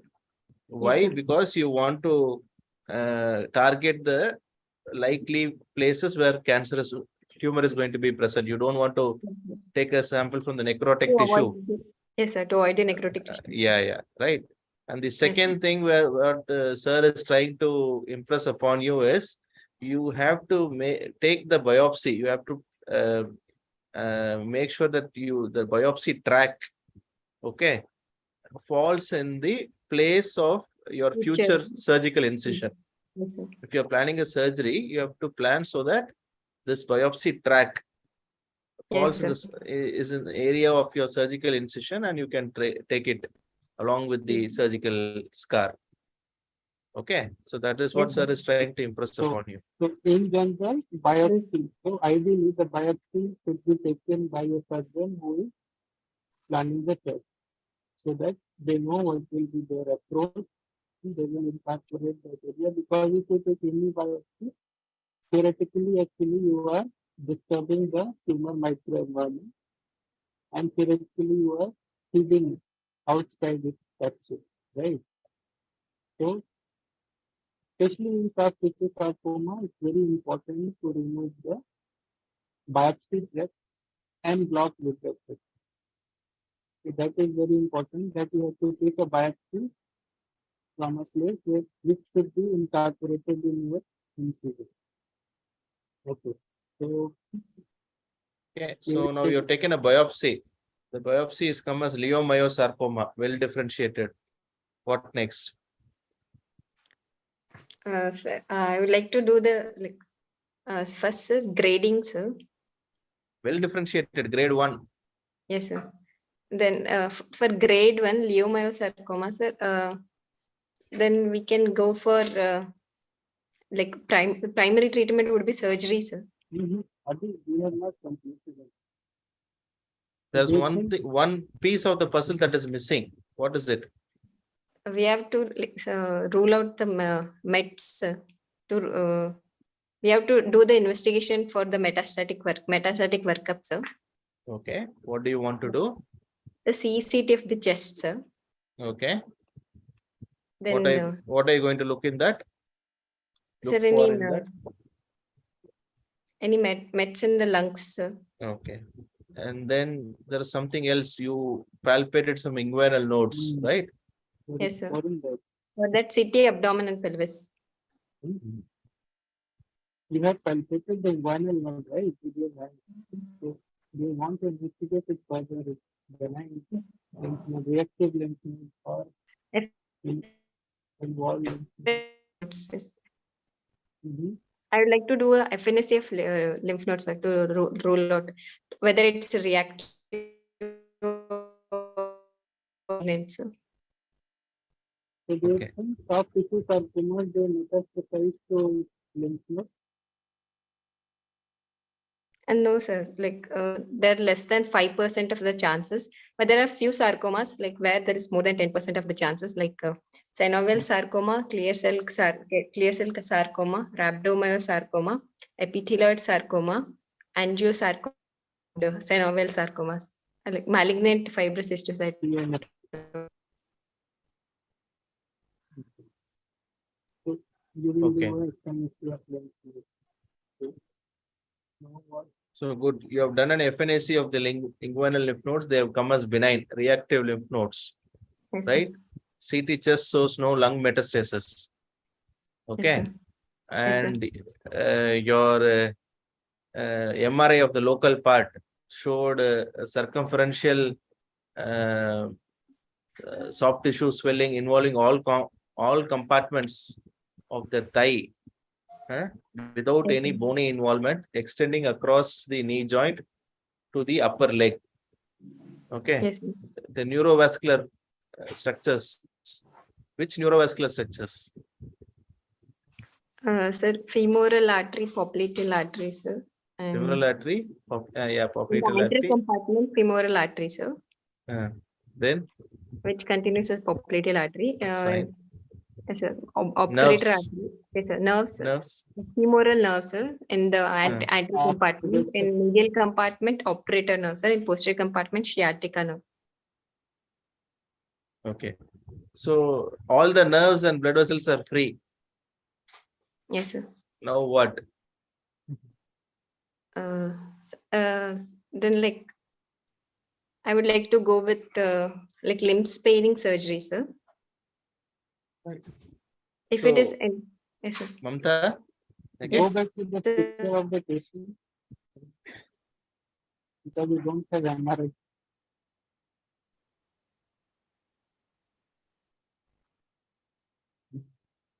Yeah. So how you are going to plan in this surgery? To straight away go with amputations.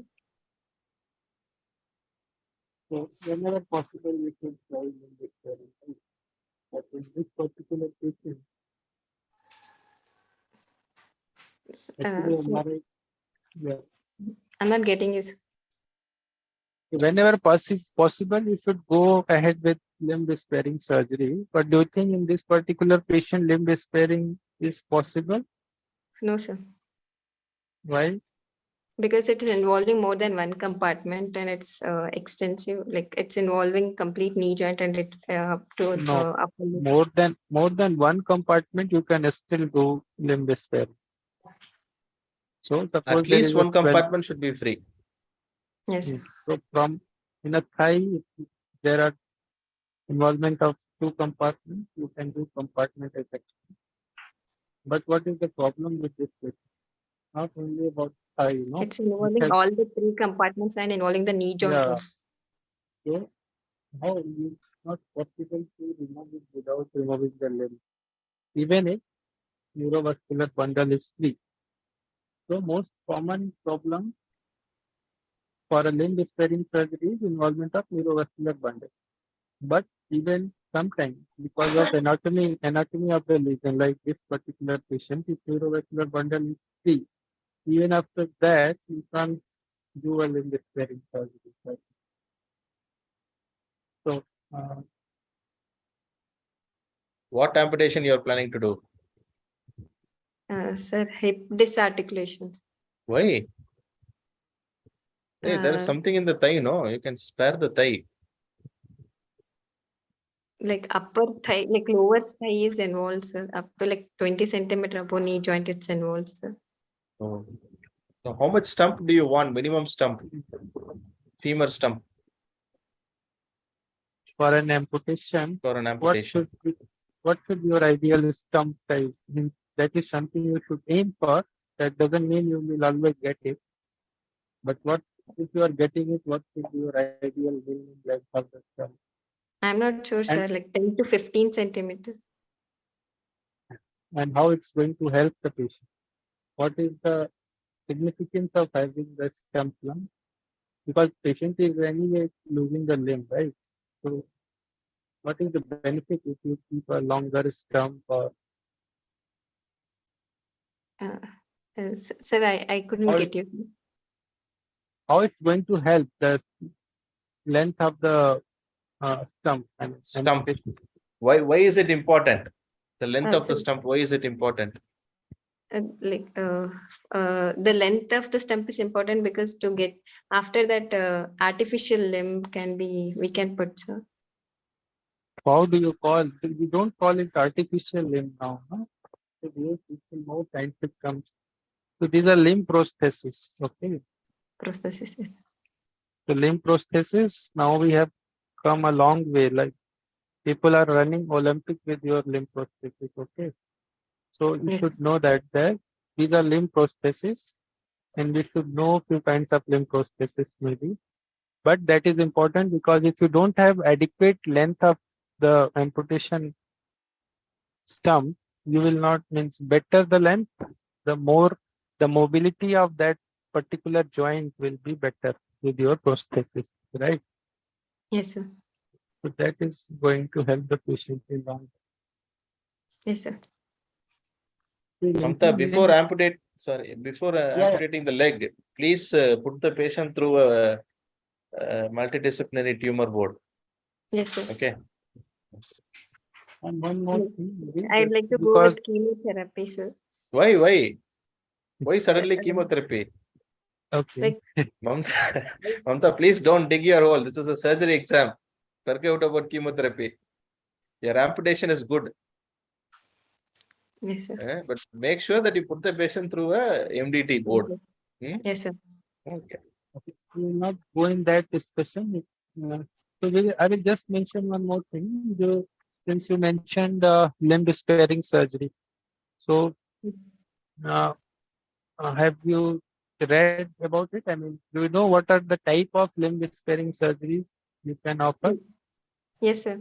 Like there's an NAK classification for it, sir. Like intralesional excision, marginal excision, wide local excision, and there's radical excision, compartmental excision, and for amputations. Okay, so what is intralis? Sir, intralesional is through the reactive zone, sir. So what are the example of intralesional? Means what are the tumor you see with intralesional excision? Like when you are doing a curettage, like many bone tumors, because of their location and because of their biology, they are not very aggressive.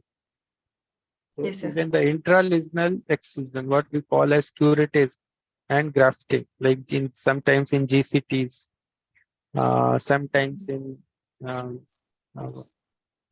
some other bone tumors, plus aneurysmal bone cysts. These are the tumors, aneurysmal bone cyst and giant cell tumors, where Yes, you sir. can actually, sometimes you can offer them a curettage. Yes, Then sir. what is marginal? It's an en bloc resection through the reactive zone, sir. Basically, pericapsular reactive zone, the area where you can go. And what is wide excision then? It's giving like 1 centimeter margin, sir, around the One. uninvolved tissue will 1 centimeter margin. 1 to 4 centimeter. And then we have curative resections where we aim for more than 5 centimeter. 5 centimeter, yes, sir. So this much you should want to. Okay. Good. Mamta? Yes, sir. Good. Sir, any other questions, sir? Any other question you want to ask? You can ask.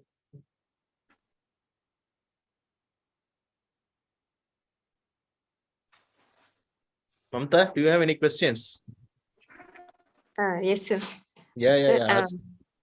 I'm thinking this could be synovial sarcoma, sir. It doesn't matter. Yes, sir. Why do you want it to be a synovial sarcoma?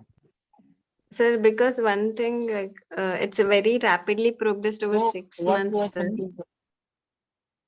Sir? Hello, So sir. you can biopsy it and know there is nothing to think. You can just biopsy it and know the histology. Okay, you don't need Yes, to if it's synovial or not, you can just do a core biopsy and know that it's synovial or not. And is it going to change your management? No, sir. Like as lymph nodes So are the biggest positive. problem with Sir, if it's synovial sarcoma or like any round cell sarcoma, chemotherapy, like first we'll do the chemo, first we'll put like pre-op chemo, adjuvant chemo. right. So even this kind of nodes, 1 centimeter node, in such a huge tumor, it can still be reactive node, first of all. Second, you are right that histology may vary.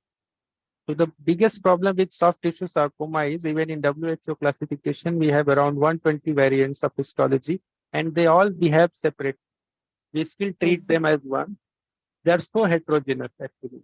So to be honest, we don't have evidence for any particular soft tissue sarcoma that how to treat them. And they all get treated similarly actually. Yes, but there are few histology where are some indications, like in round cell, sometimes even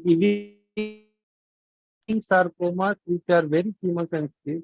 So in a young age, sarcomas they can happen in the body and they are very chemosensitive. And once you give them chemo, they actually okay, and you can probably some soft tissue sarcomas are also chemosensitive. Sometimes what we call as L sarcomas, like leiomyosarcomas, liposarcomas, they may respond little bit to chemotherapy, not that effective. And then synovial sarcomas also they respond to chemotherapy. But you know, in a patient with such a non-functional limb, pain, it's very unlikely practically that you will ever salvage this limb. So you can even offer adjuvant chemotherapy later on and giving rapid solution for her pain and other problems. So yes, sir. Yes. So most of the time, soft tissue sarcoma management are multidisciplinary. Means you always involve chemotherapy and many times you involve radiation also. Other thing is the most important prognostic factor for soft tissue sarcoma is Grading. what is the most important? Pathological gradings. Other than clinical stage, so always clinical stage in any cancer is the first thing. Okay. So after clinical stage, grading is very important. So, and grade of the tumor is very important in soft tissue sarcoma. So that one thing you should know in comparison to other cancers in body probably. So there are two also they harbor very specific mutations. Okay, so we will not go in detail with that, but they are important because sometimes you can target those mutations. So what we now call as targeted therapy. Okay, like TKIs can target this tumor based on their mutation pattern. So that is also important in soft tissue. Sir, I have a question, sir.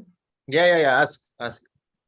Sir, if lymph nodes comes positive, like how will we go about it, sir? See, for this particular patient, okay, let's talk about this particular patient. So even if the lymph nodes are going to be positive, you should offer this patient amputation because it will at least palliate the pain for the patient. Okay. Yes, sir. But in a situation where that pain palliation is not enough, then the lymph nodal metastasis is they are considered as metastasis, and you should start the patient on chemotherapy. So that is why it's always good for any patient with cancer, any cancer, to be put through a multidisciplinary tumor board, right? Yes, sir. Good. So even if the lymph nodes are positive on FNSC, what will you see? You will see that if there are other types of mets or not. Okay. So if these nodes are positive, so in a in a multidisciplinary meeting, what we practice at PMS is probably we will go for a PET scan for these kind of things. To be very certain that patient has only lymph node and there are no other types of node, like there are no lung, there are no other bony nets, skip nets somewhere else. So if lymph node is only site of metastasis, then sometimes you can still go ahead with curative intent, what we call as curative treatment. So what will you do if you are planning not for this patient, but if suppose there is a smaller swelling, you can do a limb sparing surgery with lymph node dissection. So if your intent is curative, if there are no other type of metastasis, in this patient probably you will go ahead with the amputation with lymph node dissection and adjuvant treatment. So adjuvant treatment will probably involve adjuvant radiation and probably a chemotherapy also. It may be a target. So you have, and then you can plan with intent. Yes. Yes, sir. So what is the most important take home for you in this presentation, Mamta?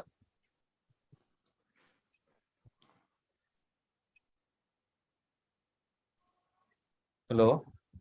Yes, sir. What is the most important take home message? That all sarcomas, like despite the histology, they have the same treatments. Don't dig your own hole. Yes, sir. Okay. You are well read. Okay. You are well read. You know, you have the knowledge. Okay. But you stick on to whatever clinical findings you have. Okay. You don't need to bring in new findings. And you can always substantiate your diagnosis with the findings that you have. Okay. Yes, sir. Otherwise, you are well read. No issues. And so your take home message is not actually entirely correct. All soft-tissue sarcomas are not treated similarly. So that's what I told.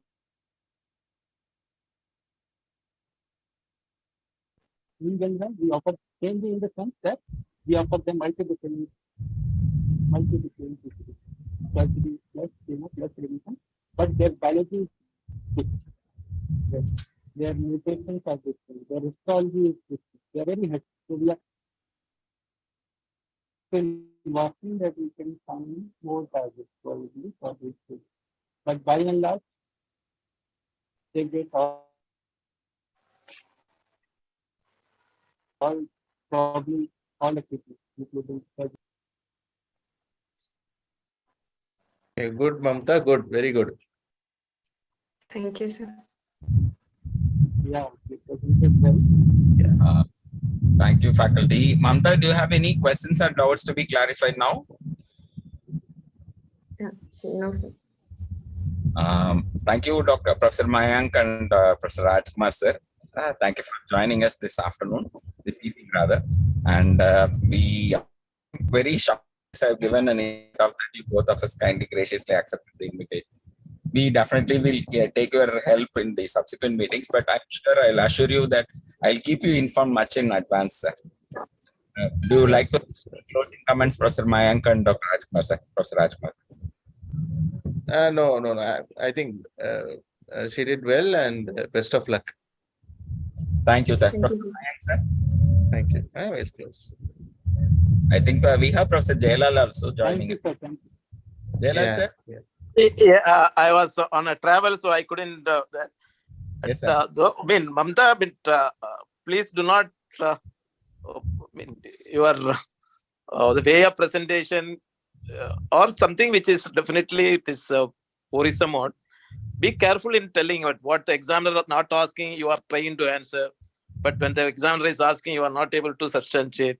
And the way in which we are presenting, it is a circumferential swelling and sticking on to sarcoma and saying still all the muscles are intact, knee joint flexion, all the movements are normal. So this is little clinical findings and your presentations are not coinciding.